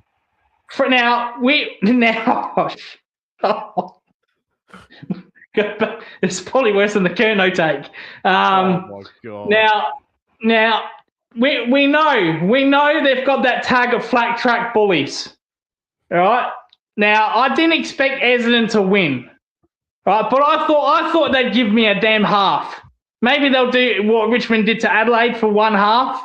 But they were just absolutely pathetic. I'm telling you. Flat track, well, we can't call them that anymore, can we? Because they're actually winning away from home. Yeah, the flag mantle, it's Wolfie time, like they call themselves. You know, my Freo Dockers, bloody. Where's my man? Is Isaiah Dudley? One goal. Oh, he needs a big game. He needs a big game, Dudley. It's coming. Yep. Buy the Isaiah Dudley stonks right now because they're going to come in fruition. I'm telling you. Gary, if you're watching this show, buy the Isaiah Dudley stonks right now. I'll tell you what, Essendon could do with a Patrick Voss. They could do with a medium-sized ball. How many did he kick? It felt like he kicked half a dozen. There you go. 5 hot dogs all round. Yeah, five straight. Yeah, 5 straight. Yeah. So yeah, Essendon could really do with a player like him. But I'm surprised Voss didn't get on social media and started bagging the club and the players, which is basically what he did all summer. Fremantle did what they had to do. Shocking Essendon, no good. That's all woof, yeah. Bolton, 24 disposals and 2 goals. He's having a good year. Was taking the piss. He's having a good year. Jai Clark, our man Jordan Clark. How good has he been? Yeah. Another 20 disposal game from halfback. We let go of him, didn't we? We got rid of the wrong Clark. Luke Jackson continues doing what he's doing. Frederick, my man Frederick, who was explosive last week, kicked 2 goals against the Hollywood Hawks in 10 minutes. He only had 1, so quiet game. Josh Tracy, quiet game, only two goals, 11 touches. But if you're playing Essendon, you don't really need good games, do you? You just need to play at 20% of your capacity, and you'll blow them off the park. And Essendon, no man's land. Their coach is, I can't believe he's not sacked. Like, surely their board look at this and say, well, they got rid of Carlton. Carlton got rid of Voss. Should we do the same thing? Are the Dogs avoiding scrutiny? Do they need a change of coach? I said the Dogs were terrible. Did I not say that? I said the Dogs were pretty shocking. Yeah. It wasn't good enough. I picked them, so it wasn't. But no, to your point, first time feature. Yeah, the Dogs. No one's really talking about their coach much, are they? Probably because of injury. He's getting a pass. But no, Fremantle did what they had to do, and Essendon just laid down the carpet for him. So not much to say about that one. Go through the stats there, Kiri. Yeah, we're just going to squiz past through them all. We're just going to fast track the last couple of games too, because we do want to talk about a bit of soccer as well. Yeah, you get the gist of it, ladies and gentlemen. Talk about a coach that's under pressure. Well, I think, is that our next game, or is that is there one more after that? No, there's oh yeah, there's two more. There's two more. But I know which one you talk. It's the last one you're talking about. Yeah. Yeah. This one, St Kilda and Richmond at Marvel. Yeah, again, this was another one. St Kilda, they did what they had to do in this one. This was, obviously they were going to beat Richmond, pretty much a VFL sort of side. A 19th injury for Richmond at the moment, almost their best 23 out. Shouldn't really laugh at that. It is fucking depressing at the moment. What's Dustin Martin doing? Is he anywhere? Maybe they can get him as a top up player. But yeah, it's yeah. As you can see the stats here, it's all red, black, and white right here. Where's our man, Mr. Patrick Reshko? Only got the 15. He only got the 15 in that one. So it's about the consistency, you know. He has a big game and a quiet game. He just needs to find the consistency in that one as well. Flash movie trivia. He says, who will play finals first, Tigers or Dons? I reckon Richmond. Yeah, I think this is an easy one. Very easy. Richmond for me. Yeah. Essendon, they're in no man's land. So, and then Richmond, they're not getting blown out. They're being competitive enough for me. It's just health on the park. That's the problem with the Tigers. Yeah, at the moment. I think they're 2 years away from what Melbourne are doing. I think they're 2 years away from what North are doing, and then probably another 2 years away. Then North has that horrible game against Adelaide. So I still think they're 4-5 years away from finals with Essendon. That's probably double. I don't see them anytime soon. How's our man Tom Lynch doing, Kiri? What did he kick? He went goalless. I thought he was white. Let's see. Tom Lynch had two goals, but only the 5 touches. So where was he for the rest of the game? Well, he might be kicking more goals than Shannon Neal. We might have to actually check that, Kiri. I'm serious. Hang on. All right, we might have to check that. Is it close? Have I got a point here? Now I said he's normally fucking inaccurate at goal as well. Yeah, he had that against Carlton. Geez, 7 points. He kicked 4. I think he kicked 3 or 4 last week against the Crows. Right. So Shannon Neal's got 22. Yep. Is it close? Am I onto something here? No. Tom Lynch has got 9. He's got 9. He's got 9 because he's kicked 50 billion points. That's the fucking problem. That's the problem. Come on, Tom. You kicked those 7 goals. He's not even leading the goal scorer for Richmond. It's fucking Seth Campbell. Who the fuck is Seth Campbell, bro? Campbell. Oh, well, at least he kicked straight this match. At least he kicked 2 goals straight this match. Even Mikilti Lafau, he's ahead of Tom Lynch at the moment. Oh, he's on with 9, sorry. Yeah, so he's one behind, you know. Tim Taranto's kicked as much goals as Tom Lynch as well, and he's got 6. Come on, Tommy, get your goal-kicking accuracy together. It's like Charlie Curnow here. How's our other man from St Kilda, Missy Higgins? How's he been? He's been struggling of late. One goal. Oh, he's out of form, Missy. He's out of form. He better get on the highway and write some songs. 100%. The Tom Lynch era is over. It is over. It's over. It's over, bro. Oh shit! We need the soundbite from the Vince Carter. Like, it's over, ladies and gentlemen. We got to get that next time. We might. We'll see. We're adding more sounds in. But anyway. Last game. We'll go through the stats quickly. Oh, Blah, your blah, stats, blah, yeah. blah. Da-da-da. Look at holy fuck! Look at the inside 50s. Wow. Jesus Christ! Doubled. They doubled it and they won by 30 points. Wow. Yeah, that's crazy. But that's what you do when you play roster boss sort of football as well. Yeah. Hit outs, yeah. We knew you got your Tocanes and your Marshalls in there as That was well. always gonna happen, yeah. That was always going to happen. Yeah, pretty much self-explanatory there as well. Quite a pattern here in the Sir Doug Nicolls round. The losing teams are also losing the tackle count too. So Yeah. that is quite a pattern here. That is quite interesting. But Well, yes, let's see if the next game can be any better with the tackles. the next game, but we thought it was going to be. We know this is the graveyard slot for this one. This turned out to be a cracker of a game. I'm sort of leaning towards no. At the Yeah, moment. I'm leaning towards bust. Yeah, I'm going bust at the moment. Just, Yeah.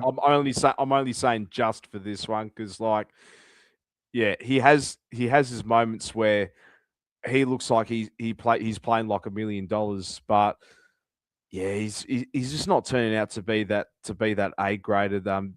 There's St Kilda were hoping him to be, and unfortunately, he's on big money as well. He's on big fucking money as well. He's on big money as well, and I think, I'm leaning towards him being a bust as well. Only just.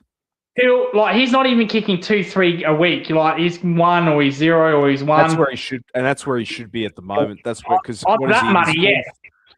On his 4th or 5th year in an AFL system as well, because he's a high draft pick. He's a top 10 draft pick, too.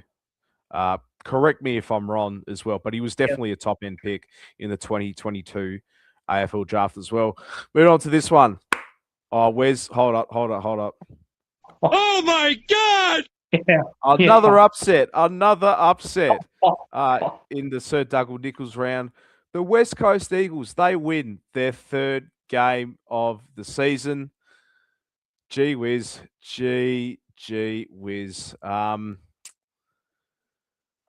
Let me ask you this, Lucas.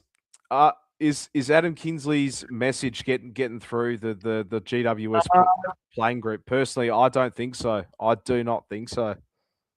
Well, I'll answer this question first. Jai Clark's not a world beater either, first time feature. So relax. Jai Clark's not that good. So they're probably at the similar stages of their careers, really. At least Philippu's getting games. No, I disagree, Lucas. Jai Clark is just ahead.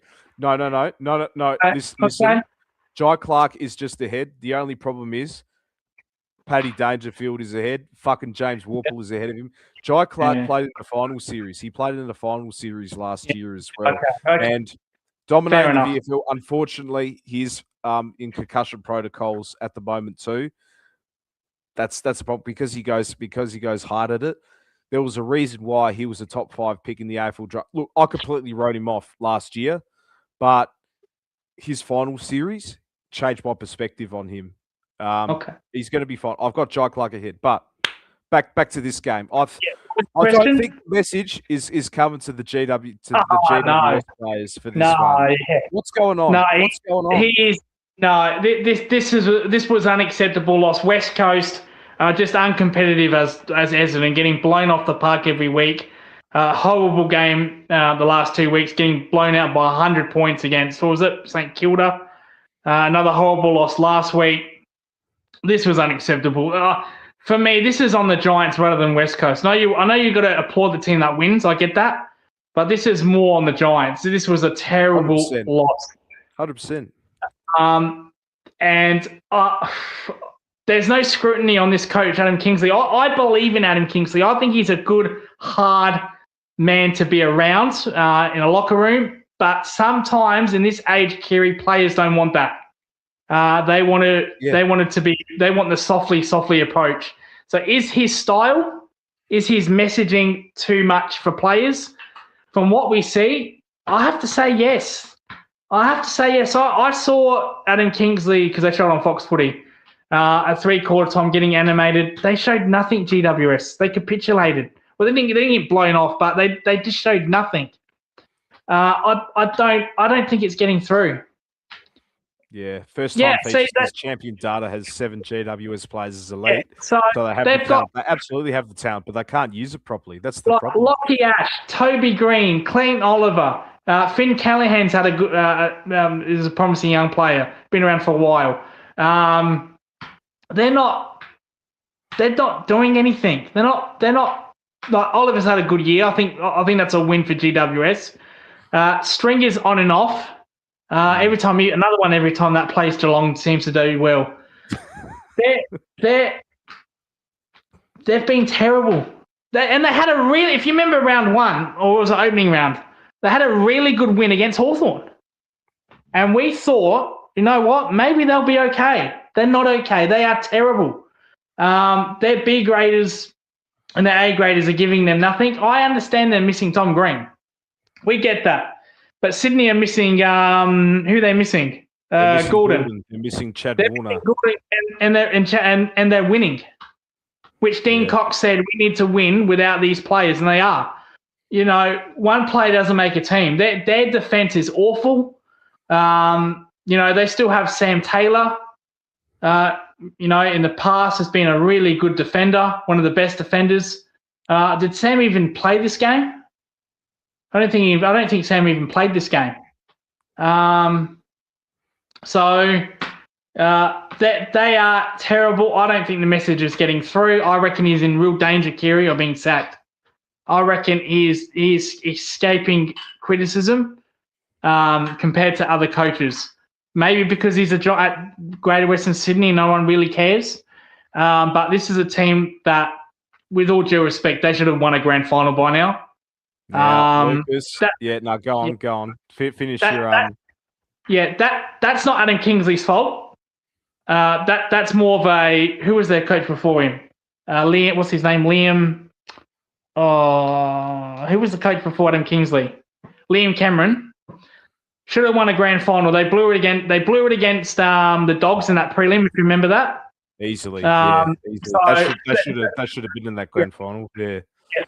They probably would have won that grand final. But that's not under. Yeah. No, forget about that. No, but that's not Adam Kingsley's fault. But that's a team that should be around winning culture. They don't know what winning culture is, and they've got a drip load. Yeah, and this is the problem with the Giants as well. They had their window, their premiership window. Like, they had a good chance in 2023. They lost by a point to Collingwood in the prelim. 2024, they were up by as much as 20 or 30 points midway through that qualifying final against the Swans. They blew that. They're up by another significant, against the Brisbane Lions. That's what ultimately kickstarted their back-to-back. They were up by like 40 points midway through that third quarter. The year after, up as many against the Hawks in the elimination final. Yeah. Maybe they're just not good enough. The Giants. They don't know what winning culture is, because they're like, it's like the Crows in 2017. Crows blew it big time, and they have not been anywhere near it since. I know they finished first last year, but they went out in straight sets. So maybe this team just doesn't have a winning culture, and that's surprising. Because Adam Kingsley, he's been around winning culture. Premiership play for Port Adelaide. 3 flags for Richmond as an assistant coach. They're a nothing team at the moment, Giants. So Adam Cadman, another player that we thought is going to be really good. He's been terrible. Terrible. There he is. So yeah. So not good enough. Their talent not good enough. The problem is, Kerry, before you move on to your Harley Reid point, their best players, they're dying for it. Their best players are up 30 to 33, 32. So they've literally probably only got one more year, and that's it. And they're going to have to do another fucking rebuild. But go to your Harley Reid point, Kieran. Let's go. First off, I've been busting to tell this now. Would you try to target Harley Reid to Geelong? Well, if we don't get Zach Butters, we do need a plan B. We do need a plan B for this one. It's my man here, Harley Reid. I have been on the Harley Reid train since day one, Lucas. You know this. plenty on the AFL Twitter community know this as well. Oh, it was going to take some time. It was going to take some time for Harley Reid. He was always going to be a great footballer. I thought last night he has finally arrived for this one. The Lord and Saviour, the Prince of Perth, the new number 35 for the Geelong Football Club. Take it to the bank. Absolutely clip it right here. Paddy Dangerfield, see you later. Enter Harley Reid. That's right. He would be a perfect fit after Danger retires. I'll give you his stats right here as well. Let's stop the music. The way you're talking about him, we're going to get sued by Universal Studios, bro. Yeah, music by John Williams. So shout out to John Williams. We're not doing this for money, but we're doing this for entertainment, Universal. Harley Reid, 34 disposals. 19 of them were contested. 2 goals, 10 clearances, 9 score involvements. And against GWS as well. You know, he's arrived. He has finally arrived, Harley Reid. Gee, how good. How good is this man? 100%. He's going to be the perfect fit after Danger retires. If we don't get Zach Butters, get this man. Get this man here. He's a Geelong supporter. He's a Geelong supporter as well. He loves wearing the hoops. Come on, Lucas. Right. Come on, Lucas. My turn on Harley Charles Reid. That's not his middle name, but I thought I just want to be like Skip Bayless there. Like what? My thoughts. I Okay. prefer really not to speak. If I speak, I am in big trouble. In big trouble. And I don't want to be in big trouble. I prefer really not to speak. I don't see it. I'm sorry, I don't see it. Yeah. Look, for me, he doesn't do it long enough. He goes in and out of games. He had a good game last week, but it was Jose Marine. Very good. Very good. Tell you what, our sounds and music, they're going good tonight. We're gonna get our asses sued by Universal, and I'm not even wearing the fucking shirt, by the way. Just say you're an executive at Universal, bro. I'm not wearing the shirt. I'm wanting to get the shirt. I just think there's too many games where he loses his head. He goes quiet. I don't really. If we get him, if we go after him, of course you're going to support him. But Kiri, this is a big call. I think he's another James Warple. Oh my God! Oh shit! He's already better than James Warple than what he was in his early years at Hawthorn, though.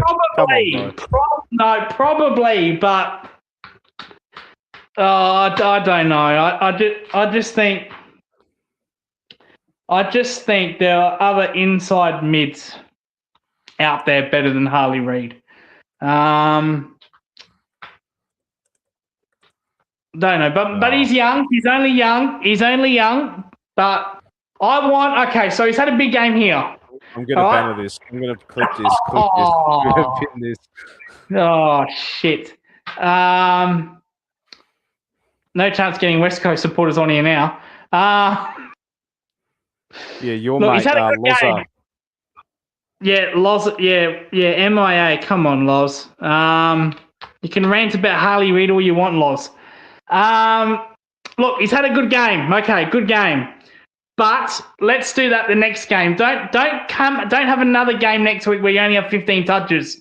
Let's do another 30. Let's kick 2 more goals or have 25. That's the problem. Consistency. Who they got next week? I believe they have got Have they got Melbourne?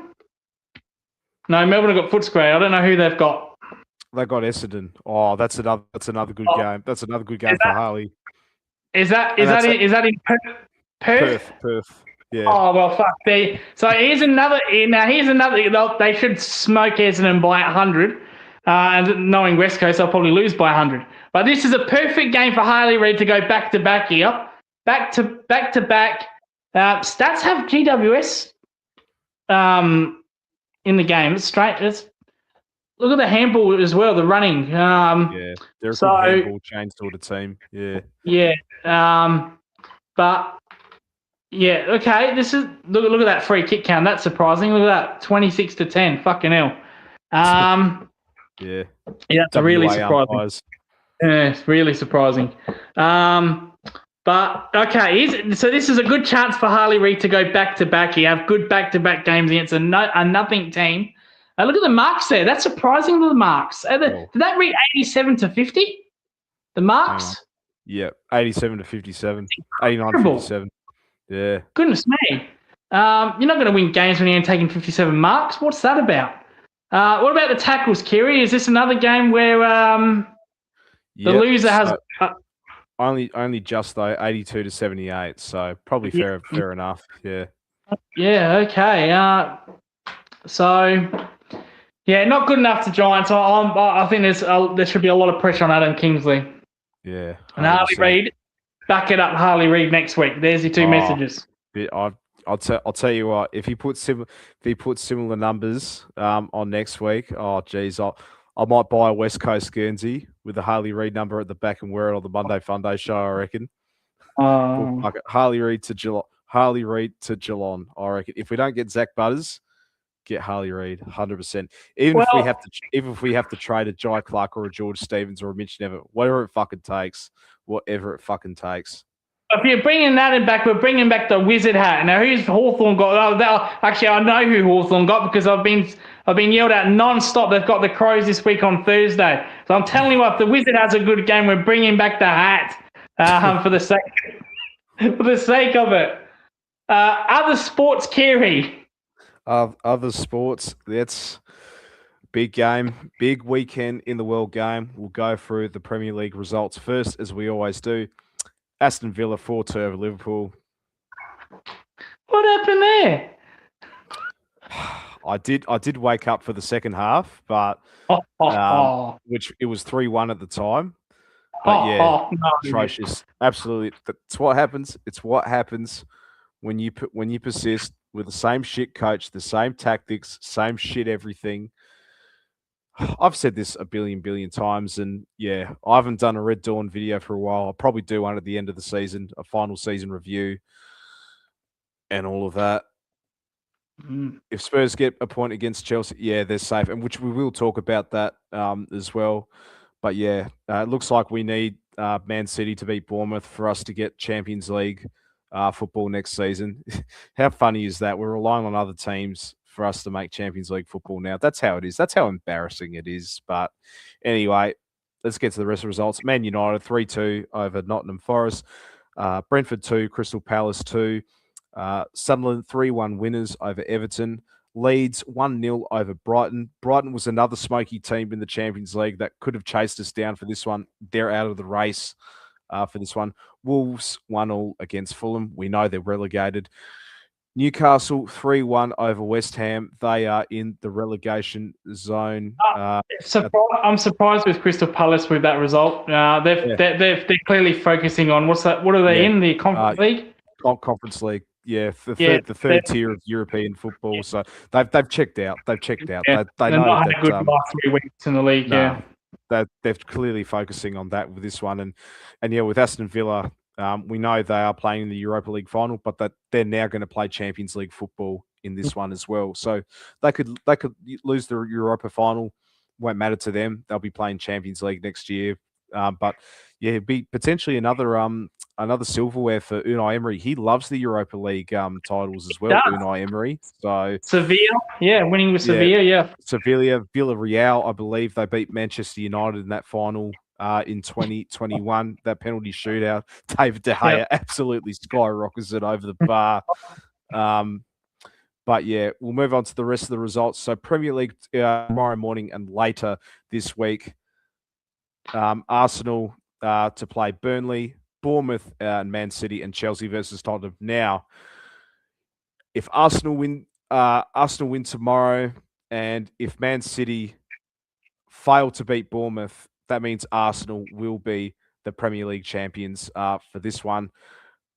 They'll clearly beat Burnley. You think that you absolutely think of this one? Well, VAR will find a way to clear Arsenal like they did last week against West Ham.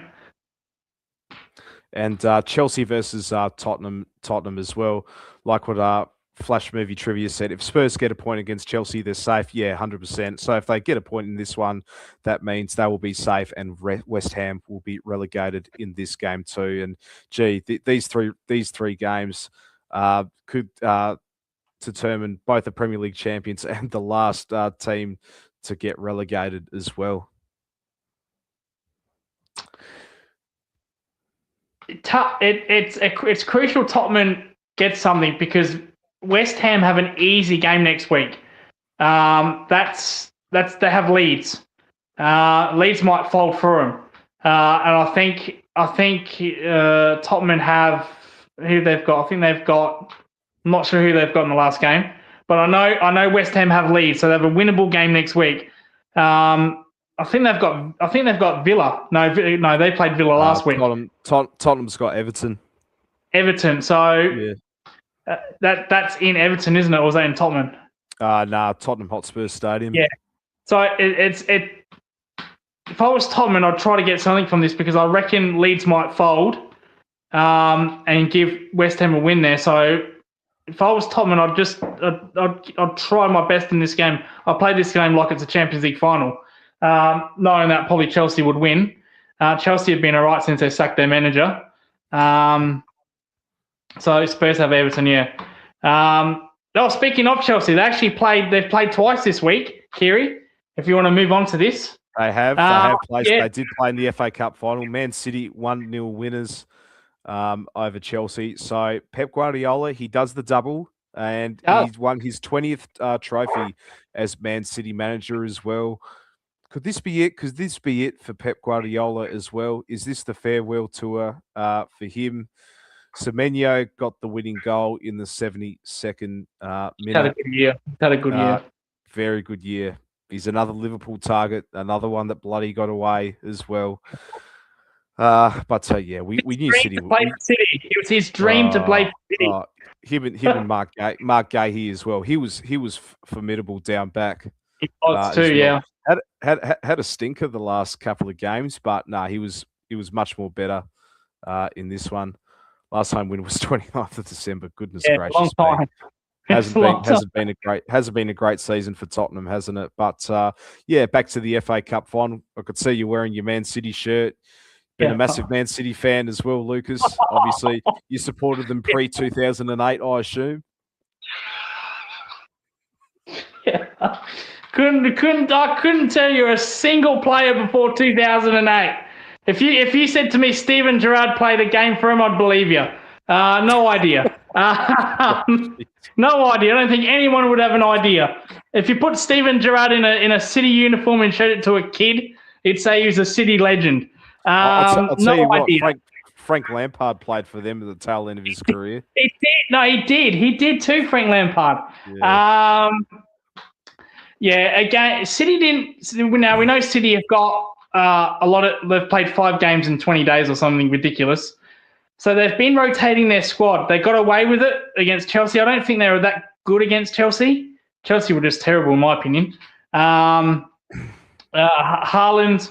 a funny moment after the game where you saw Haaland just laying next to a goalpost, thinking about his career, thinking about his life. That was like me in the 90s club after I declined the dance. That was me. That was me just looking, questioning my life. So that was pretty funny. He's been a City supporter since he hit midlife. Yeah, that's it. That's exactly right. So yeah, funny moment there with Haaland. Like I said, that was me after the club. Yeah, they weren't that good, City. It wasn't a good FA Cup final. It wasn't one to remember for. I watched the first half and then went to bed. Yeah, it wasn't. But this is supposed to be the worst City squad in years, yet they've won 2 titles this year. They could, unlikely, but could win the treble. How about that? Worst team Pep's ever had. Domestic treble, yeah, domestic treble as well. Yeah. Gee, what a way to send off. Yeah. Well, that's exactly right. So if even if they don't win the league, he's won 2 titles. So yeah, he's still going off with the high. Let's be real. He's only going because the Chargers are coming. That's probably why. So I'll tell you what, Man City's next coach. I'm going to tell you who should be the. Well, I'll tell you what. It won't be Xabi Alonso. It won't be. He won't be Liverpool's coach. What has happened there? Kiri, talking about dropping the ball. They've dropped the ball in their own backyard by not getting Xabi Alonso, and he's gone to Chelsea. I'll tell you this. I'll tell you this, because you know Chelsea love changing managers more than I like changing me fucking jocks. I reckon he'll be sacked. I reckon he'll be sacked by October. He just wants to get a feel of the Premier League. Oh jeez, that was fucking loud. Yeah. I reckon he just wants to get a feel of the Premier League again, because he's been out of it for God knows how long. He last played in the Premier League, probably about nearly 20 years ago. He wants to feel the Premier League because he doesn't want to take over a Liverpool side that's in the absolute shits at the moment as well. So I reckon he gets sacked. We sack Arne Slot by Christmas. We sweep in Xavi Alonso, and the season is back. We are playing the long game here. We are absolutely playing the long game here. That's what I reckon will happen. He won't last Xavi Alonso. Let's be real. Fucking Enzo Maresca. He was their best manager, and God knows they won him that stupid Club World Cup, Wizard Cup bullshit. Yeah, against PSG. I missed that Wizard Cup, by the way. I wish they'd bring that fucking back. Oh, you know. And they bring in some guy, Liam Rosener, who looks like one of the guys from the bloody In-Betweeners, you know. Oh, yeah. Where does Slot end up then? I reckon he goes back to the Eredivisie. Yeah, I know Ajax were looking for him, but he turned down the job. If I was a local in Liverpool, I would have driven him straight to the Liverpool John Lennon Airport straight away. He could take Cody Gakpo with him as well. Adelaide United's next manager. Oh, I swear to God, bro. I won't be renewing my membership. I won't be renewing my membership, mate. Seriously. We'll go to the A-League in a sec as well. But before that, we'll go to the Scottish Premier League because crazy finish. Celtic 3-1 winners over Hearts. Why this is significant? Hearts were on top of the Scottish League table for the majority of the season. You know, this is a league. 1 year it's Celtic, the other it's the Rangers. It's always between those two. We could have seen potentially another winner in the Scottish League. Their first win since 1960. And they're first in the modern Scottish League as well. But yeah, it all came down to the final match day. Maybe some VAR controversy as well, but gee.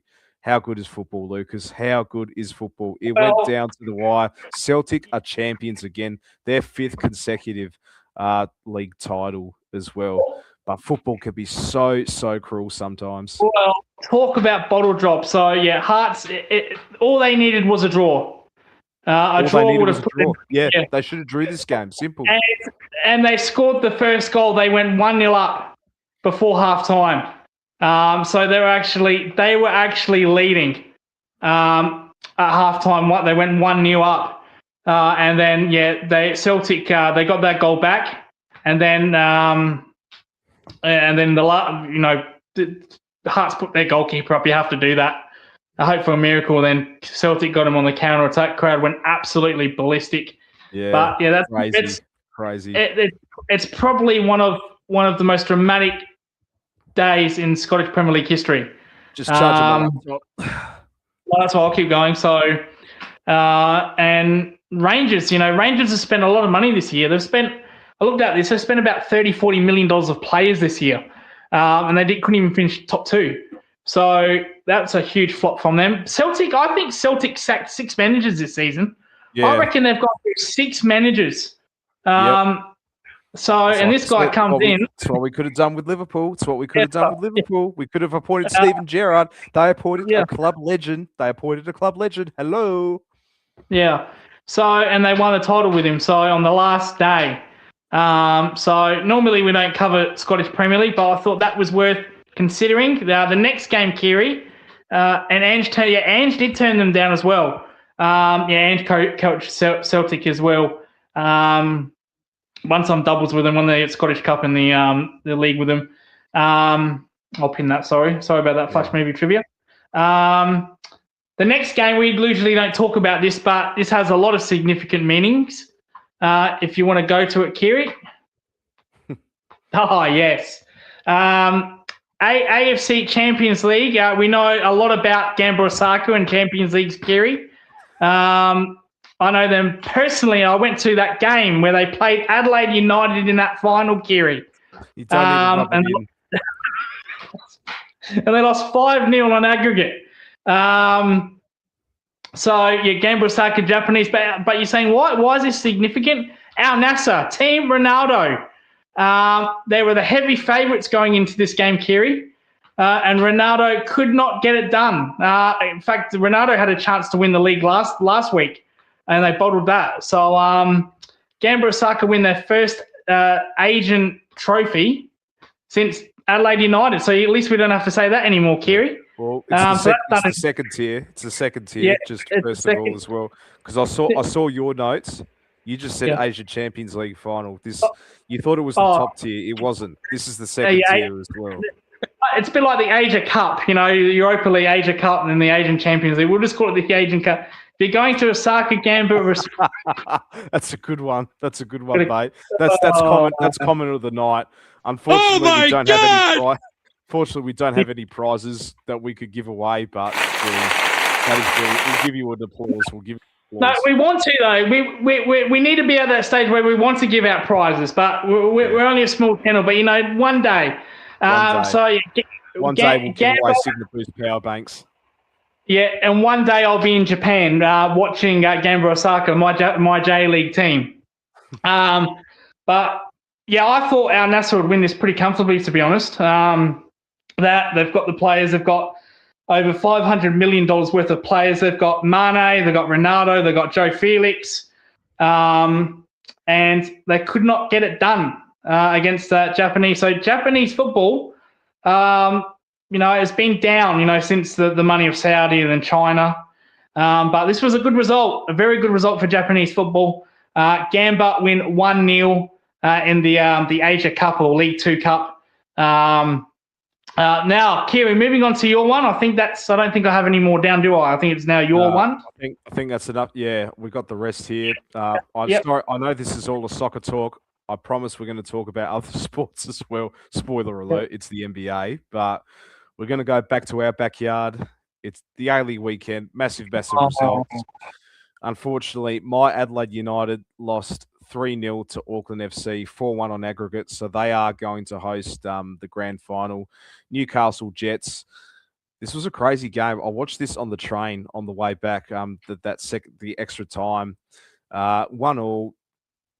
Newcastle scored at the death, an equaliser. We thought Sydney were going to go through on aggregate.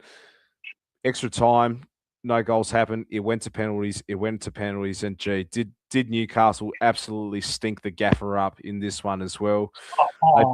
They absolutely blew it. It was a sold-out game as well in front of 38,000 fans or however their capacity was. But the A-League Grand Final, it's going to be Auckland FC against Sydney. And it's in Auckland. The first time we are seeing an A-League Grand Final abroad. Has been sold out as well. I don't imagine many Sydney FC fans are coming to this one too. But you said, Lucas, this was going to come to Eden Park. This was going to go to Eden Park as well, given how high in demand this game is. Yeah, there's talk, and Eden Park is in Auckland. So there are talks of it. I don't think it's been set in stone yet. So the game is sold out, but they could move it. Which they did to our game. I can't believe this. I really can't believe this. Newcastle have blown it. This makes our result even worse, because if we would have won that game, Kiri, You know where the grand final would have been?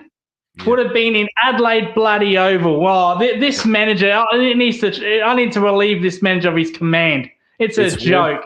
It's worse because Oh, the ref, as I don't like talking about the refs much, but that controversial penalty, Sam Cosgrove, absolutely fucking. You could give him a fucking Oscar, whatever is the New Zealand Academy Awards are, and all of that. That was not a even the penalty was fucking shit. How he barely got it to the back of the net. Look, no doubt, amazing 2 years for Auckland so far. You know, they got the pedigree. They got Steve Corica. I can't pronounce his name right. Master coach, coaching against his old side as well. And ironically, the Sydney FC coach was the Melbourne City coach as well. And the last time those two faced in the grand final too. he's coached as well. So yeah. Yeah. So he's coaching Sydney FC now. But yeah, I mean, look, refs aside, I think we exceeded expectations in this one as well. We were always going to get blown out of the park in this one, as hopeful as I would have liked to be. I think we were just making up the numbers for this one. Successful season, no doubt about it. We are playing Asia Champions League football next year. Great for the club, great revenue, more football. Hopefully encourages more people to go to the games. I certainly will be there next season. I can't wait to see players like Cristiano Ronaldo, Sadio Mane. Yeah. Hopefully. Potentially Mohamed Salah. Potentially Mohamed Salah as well. Maybe as well. So, but maybe Gamba Osaka as well. Yeah. Some good Japanese or Korean, Chinese teams. But yeah, I just think, I think we exceeded expectations in this one.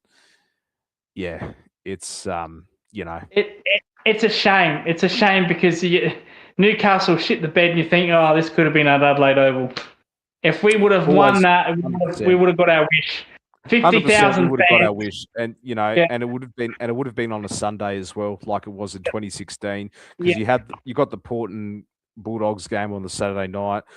It would have been on the Sunday at the Adelaide Oval, and 100% always good to win finals. You can't make finals, you can't win them all. That has been the case for Adelaide United, and it has been 10 years since we last played Asian football as well. Yeah. Only upwards from here. Only upwards here from the Reds. I do think we're going to have a few departures. Panakikianis, he's on his way out. He's going to the Eredivisie. I think Yaya Dakuli is going to go. Luka Jovanovic, I think he might be on his way out. Yeah, there's going to be a few. I reckon there's going to be 4 or 5 of our youngsters head out the door. How about we need to get a goalkeeper that can save fucking penalty kicks? That'd be nice. Nah. Josh Smith is an upgrade. Mate. He's an upgrade from James Dilliard, mate. I told you this. The reason why Newcastle will never win the grand final because of James Dillianov at goalkeeper. You know, I'm glad he's gone. He's Newcastle's problem now. He's Newcastle's problem now. But yeah. Well, as far as this game goes, Auckland this is like a 90-10. Auckland have got the crowd. Sydney have played extra time. They're going to be on heavy legs going to New Zealand. All the chips are in Auckland's favour here. Yeah, take it to the bank. Take it to the bank. Yeah, this would probably be if Sydney wins. This might be the biggest upset in Grand Final A-League history if Sydney 100%, win. 100%. So all the chips are here. I've got all my chips, and they're all in on Auckland here. $50 by the way.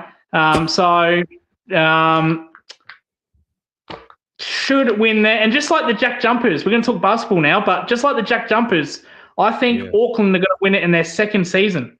Yeah. I think the Jack Jumpers did that, didn't they? They did. Well, the Jack Jumpers made the grand final in their first year. They lost that to the Kings, but they did win it the year after. Auckland were in the semi-finals for this one. So, yeah, they've obviously progressed. Home grand final, it's crazy. It's fucking crazy. Their second year, they could potentially win the title. And how many years has the Wellington Phoenix have been as well? Well, Wellington haven't even been in a fucking grand final yet. So what does that say about them? not for the men's. For the women's, they have, but not for the men's. So, Yeah.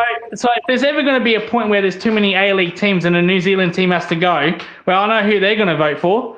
Yeah, they almost got kicked out 10 years ago as well. So you're not going to kick out a team that's won a flag. So, though they haven't won it yet, but all the good signs are to an Auckland win. I know they shit the bed last year against Melbourne Victory in that semi, but I just don't see it. Heavy legs, I don't see it. I think the first goal is very quick. Sydney have to get the first goal. Yeah, 100%. I think, and which Auckland did in that game as well. Yeah. From there, I just knew it was game over. You know. I think I'm going to go 4-1 Auckland. I think this will be a blowout. I'm going 4-1. Yeah, I'm going to go. I'm going to be a bit conservative. I'm going to go 3-0. Yep. Moving on to basketball. Yes, we do talk about other sports as well. This isn't the soccer power hour. The NBA conference finals are now set in stone. Oklahoma City Thunder playing the San Antonio Spurs. Giselenko, where are you, mate? Come on, Giselenko. We know you love your basketball. Your Spurs. Your Spurs. Victor Wembanyama. It's the battle between, well, we know who the MVP is now. Shai Gilgeous-Alexander. Back-to-back NBA MVPs, but up against the Defensive Player of the Year and young talent in Victor Wembanyama. I'll have my eyes on for that one as well. And then you got the New York Knicks and the Cleveland Cavaliers. They got the red carpet. The Knicks. I'll tell you this, Lucas. If New York Knicks, if they can't get out of the East, they'll never win it. They'll never win it. The window's shut. The window's shut. They are gone. Absolutely gone. Which they swept the 76ers in this one as well.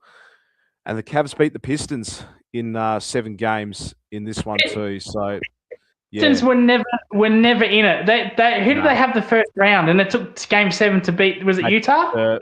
Magic. Oh, Magic. Utah's in the West. Sorry, no. So they took the Magic to 7. Like they were so lucky. They must be one of the worst ever first seeded teams ever in history. They've just never been. The Atlanta Hawks in 2015, they got swept by the Cavs in the conference finals, and they had 60+ wins. How many did the Pistons have this year? They made the finals. They had 60 this year. Yeah, so never convincing. So they were disappointing. But yeah, huge matchup. OKC, SA, San Antonio, not South Australia, but San Antonio. The Alien versus SGA, the MVP. The Alien versus the MVP. Donovan Mitchell versus Jalen Bronson is a good matchup, though. He's a good matchup. James Harden. Yeah. James Harden. He had a good 2 games, last 2 games, game 6 and game 7. Good series. His first conference finals appearance since 2018 when he was playing for the Rockets in his MVP season as well. So been a long time between drinks for him. Can he get back? Been a long time for him in the finals as well. No Warriors. No Steph Curry to worry about this time for James Harden. No Steph or no Russell Westbrook or anything. Yeah. No Kevin Durant. James Harden. Maybe it's his year. Maybe it's his year to get a ring. Maybe. But let's be real. OKC, man. You know. Yeah, it's looking like New York and OKC, isn't it? It's looking like that. I reckon Cavs instead of the Knicks. Like I said, I think the Knicks will choke in this one. I reckon the Knicks will choke. Like, I don't know. I reckon we'll go in about 6. I reckon we'll go Cavs in 6. I reckon. OKC and Spurs. I reckon Thunder in 5. Yeah, well, I'm sure Spike Lee and Stephen A will love that. Knowing that the New York Knicks are going to choke once again. Don't underestimate the Cavs. They're good. Yeah. Skip Bayless has been quiet the last couple of days. No LeBron James to bitch about. Yeah, that's it. Yeah, could that be his last year as well, potentially too? Yeah. No, I think he'll go on. Will it be? I think the question is, will he be a Laker? I don't think so, personally. I don't think so. I reckon he'll go back to the Cavs and finish his time off there. You know, it's all written in the books. He's still playing elite basketball, though, at his age. Yeah. He's still playing elite basketball, so... Yeah, but I think it is Luke. I think it's Luka Doncic's team at the moment with the Lakers. Like, yeah. Here's one for you. Maybe New York. Maybe LeBron goes to New York. I did see that. I did see a clip. Stephen A. Smith said New York Knicks would be LeBron's next team as well. Oh, that's where I got it from. Yeah.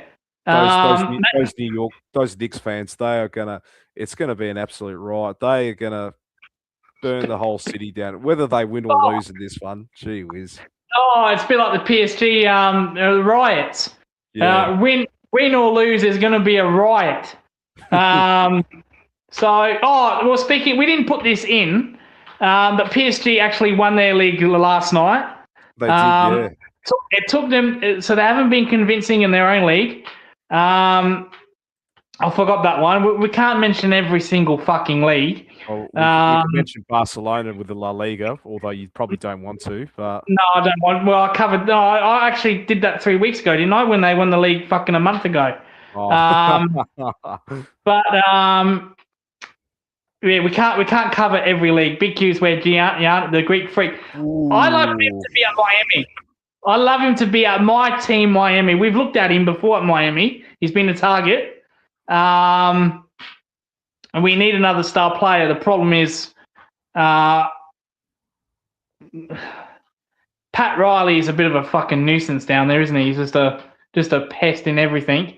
Yeah, it's Joe Biden running the show at the moment. So that's it, Joe Biden. Yeah, bit of a fucking pest and everything. So that puts off. We've looked at Kevin Durant. We looked at Dame time to Miami. That didn't come off.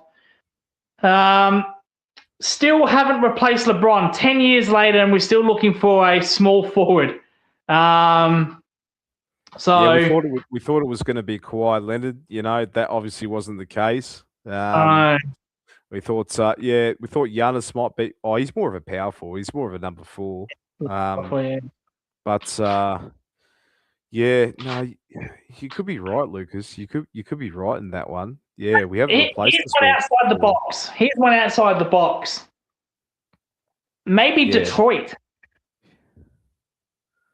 Pistons, you reckon? A team that has made the final, like made the playoffs. They haven't got a superstar though. They've got Kate Cunningham, haven't they? Yeah. Maybe you can team up with Kate Cunningham, and they can have that big star. That premiership DNA or the championship DNA. Yeah. So maybe he can go there. Maybe I know that's out of the box because Detroit's on a big market. But maybe he'll go there. The Pistons. When's the last time the Pistons won was that 2004 with Chauncey Billups? Yeah, 2004. The bad boy Pistons. Yeah. Yeah. The defense. Yeah, defense got them out of that. How about this? The Golden State Warriors. Steve Kerr. He's back as coach. Back. One last chance for Stephen Curry. Yeah. Maybe they have looked at him before. He has been linked there. Maybe LeBron and Giannis goes there. Fuck, that'll be illegal, bro. That'll be illegal. Going to work Pistons, yeah. LeBron might think, you know what? Maybe this is my last chance. I've been linked he was linked to the Warriors like in the past before, 10 years ago. Maybe he says, you know what? Maybe I'll have my dream year here. And see if I can win it. Is it 6? How many rings is he on? 4 or 5? Oh, Stephen Curry. Oh, he's got. LeBron. LeBron's got 4. Yeah. Two with Miami, 1 with Lakers COVID ball, and 1 with the Cavs. Yeah. So maybe he can win 5, and Curry can win. Is he on 4? He's on 4 as well. Yeah. Yeah, so maybe they'll just partner up and say, you know what, this is our swan song. Yeah, LeBron retires, Curry might retire, Steve Kerr was going to retire, but then he came back. That was strange. And Draymond Green retires.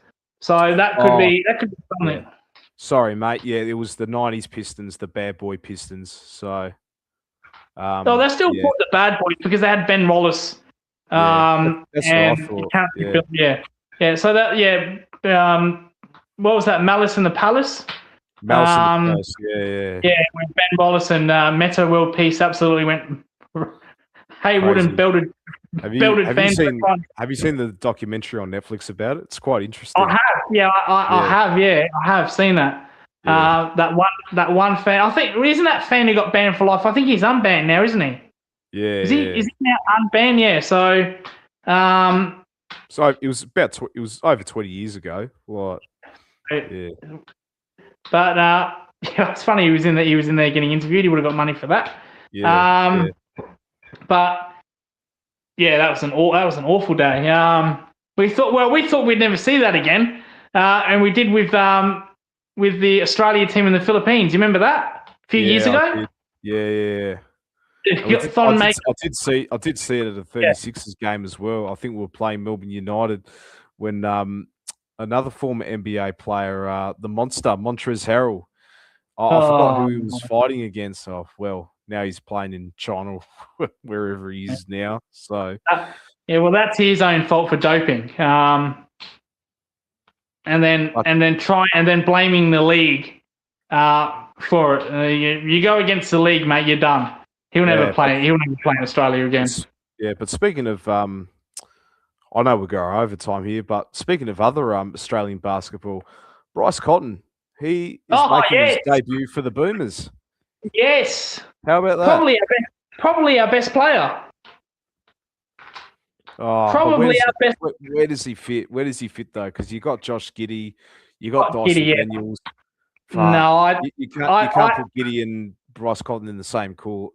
No. Oh, I think Bryce is a better attacking player than Giddey. Giddey would probably more around. But does the coach want offense or does he want team play? Or all-round team play? So that's the question. If you want, Dyson has to stay because he gives you the defense. Like Josh Giddey. Jesus Christ. I'm having a beer here. It's been a long night. It's nearly my bedtime actually because I've got work tomorrow. But Josh Giddey, he's not a defender. Like, you know, his offensive game is getting better and better each season. But it's like putting it's like putting when you got at the Crows, you got Dawson, Laird, and Saligo in the same midfield. It's the same sort of case with the boot. So that's the problem. I do think the next Olympics will arrive. That will be in 2028. Bryce Cotton, he's 34 at the moment. He'll be 36. So he'll be the same age as what Paddy Mills was in his last Olympics at the Paris Games. So most likely, I reckon he's going to come off the bench, be the sixth man potentially as well. But, you know, there could be some games where, you know, we need to rest Giddey. That's where you put Bryce Cotton in. But, that's the head scratcher at the moment, isn't it? What about fucking the that cunt Ben Simmons who said he'll play for Australia? How about we get him in? When's he going to play? Is he any chance of playing? He's got more of a chance of going on the 5AA fishing show with Ned McHenry. Seriously, He likes his fishing more than basketball. Biggest waste of talent, Ben Simmons. Fucking embarrassment. I can't wait to play for the Boomers. They're my favourite team. Played fuck all. We haven't played a single fucking game. Too busy getting thrown out of Melbourne nightclubs and saying to security, "Do you know who I am?" Stealing the living wage as well. $80 million, whatever his fucking contract was. From the 76ers, stealing a living, and then Brooklyn Nets. Good Lord. And what then a waste of space. Clippers as well. What a waste of space that guy is. What a waste of talent. Could have been Australia. Could have been the biggest thing in Australian basketball. And he just what? I don't know. Now we still have to put up with Andrew Bogut as probably our best ever player still. Well, Could you arguably say Kyrie Irving because he was born in Australia? Yeah, but Kyrie didn't play for the Boomers though. Nah, He played. he's another Did one. he not? He's another one that knocked back for us as well. This was before the London Yeah. Olympics in 2012. But we got Andrew Gazy. Kane Hill's not a bad player. He won like 6 rings in the NBL. I think Andrew Bogut. I think he needs to. I think he needs to work on his social media. A bit like the Earth is flat. Kyrie Irving, the Earth is flat. Conspiracy theory. Enough of that. Enough of that, Andrew Bogut. We get what you're about, but keep out of it. It caused a lot of problems. Build up that rivalry with the 36ers in that finals. And he got the last laugh, didn't he? He got the fucking last laugh. He did. Only because fucking we folded like deck chairs in game 5. But that is another day. That is another day for this one. That is it for the Monday FUNDAY show, ladies and gentlemen. We were going to go for an hour and a half, but we just went over like 2 hours for this one too. But Josh, he is having ankle surgery at the moment. But maybe trade Giddy for LeBron. Trade Giddy for LeBron.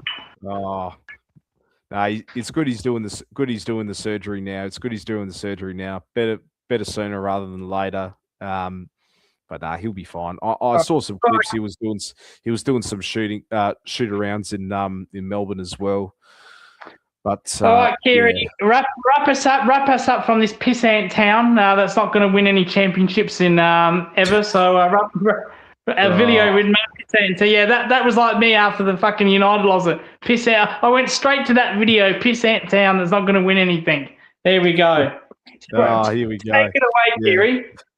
Well, thank you all so much for watching the Monday FUNDAY show.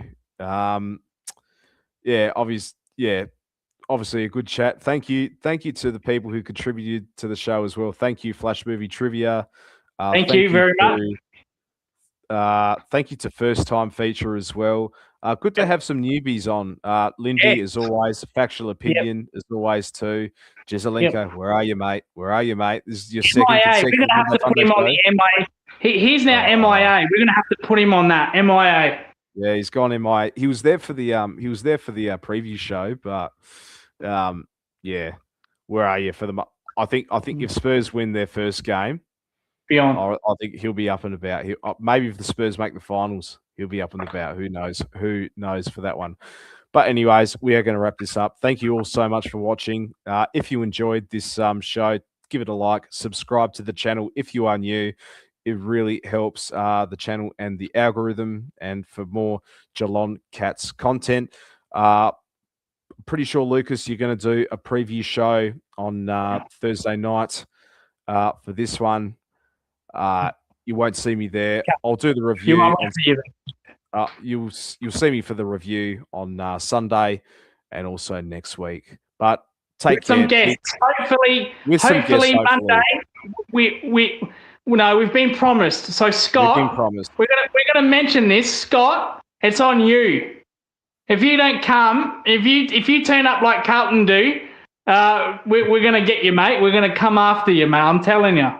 Which we promised as well, and maybe we should send the link on, give it like a talkback radio sort of show as well. If people want to have their say and all of that too, we could do that potentially as well, because it's just you and me talking stuff. We'd like to have other people on there, give them their thoughts about the footy, about sport, it's just anything in general. Well, if Mars is watching, Mars, if you want to open up Pokemon cards, we can open up Pokemon cards on this channel. I don't know what Kiwi's going to do. I don't know what Kiwi's going to do while we do that. But I'm just going to be watching the agenda setters in the background. So.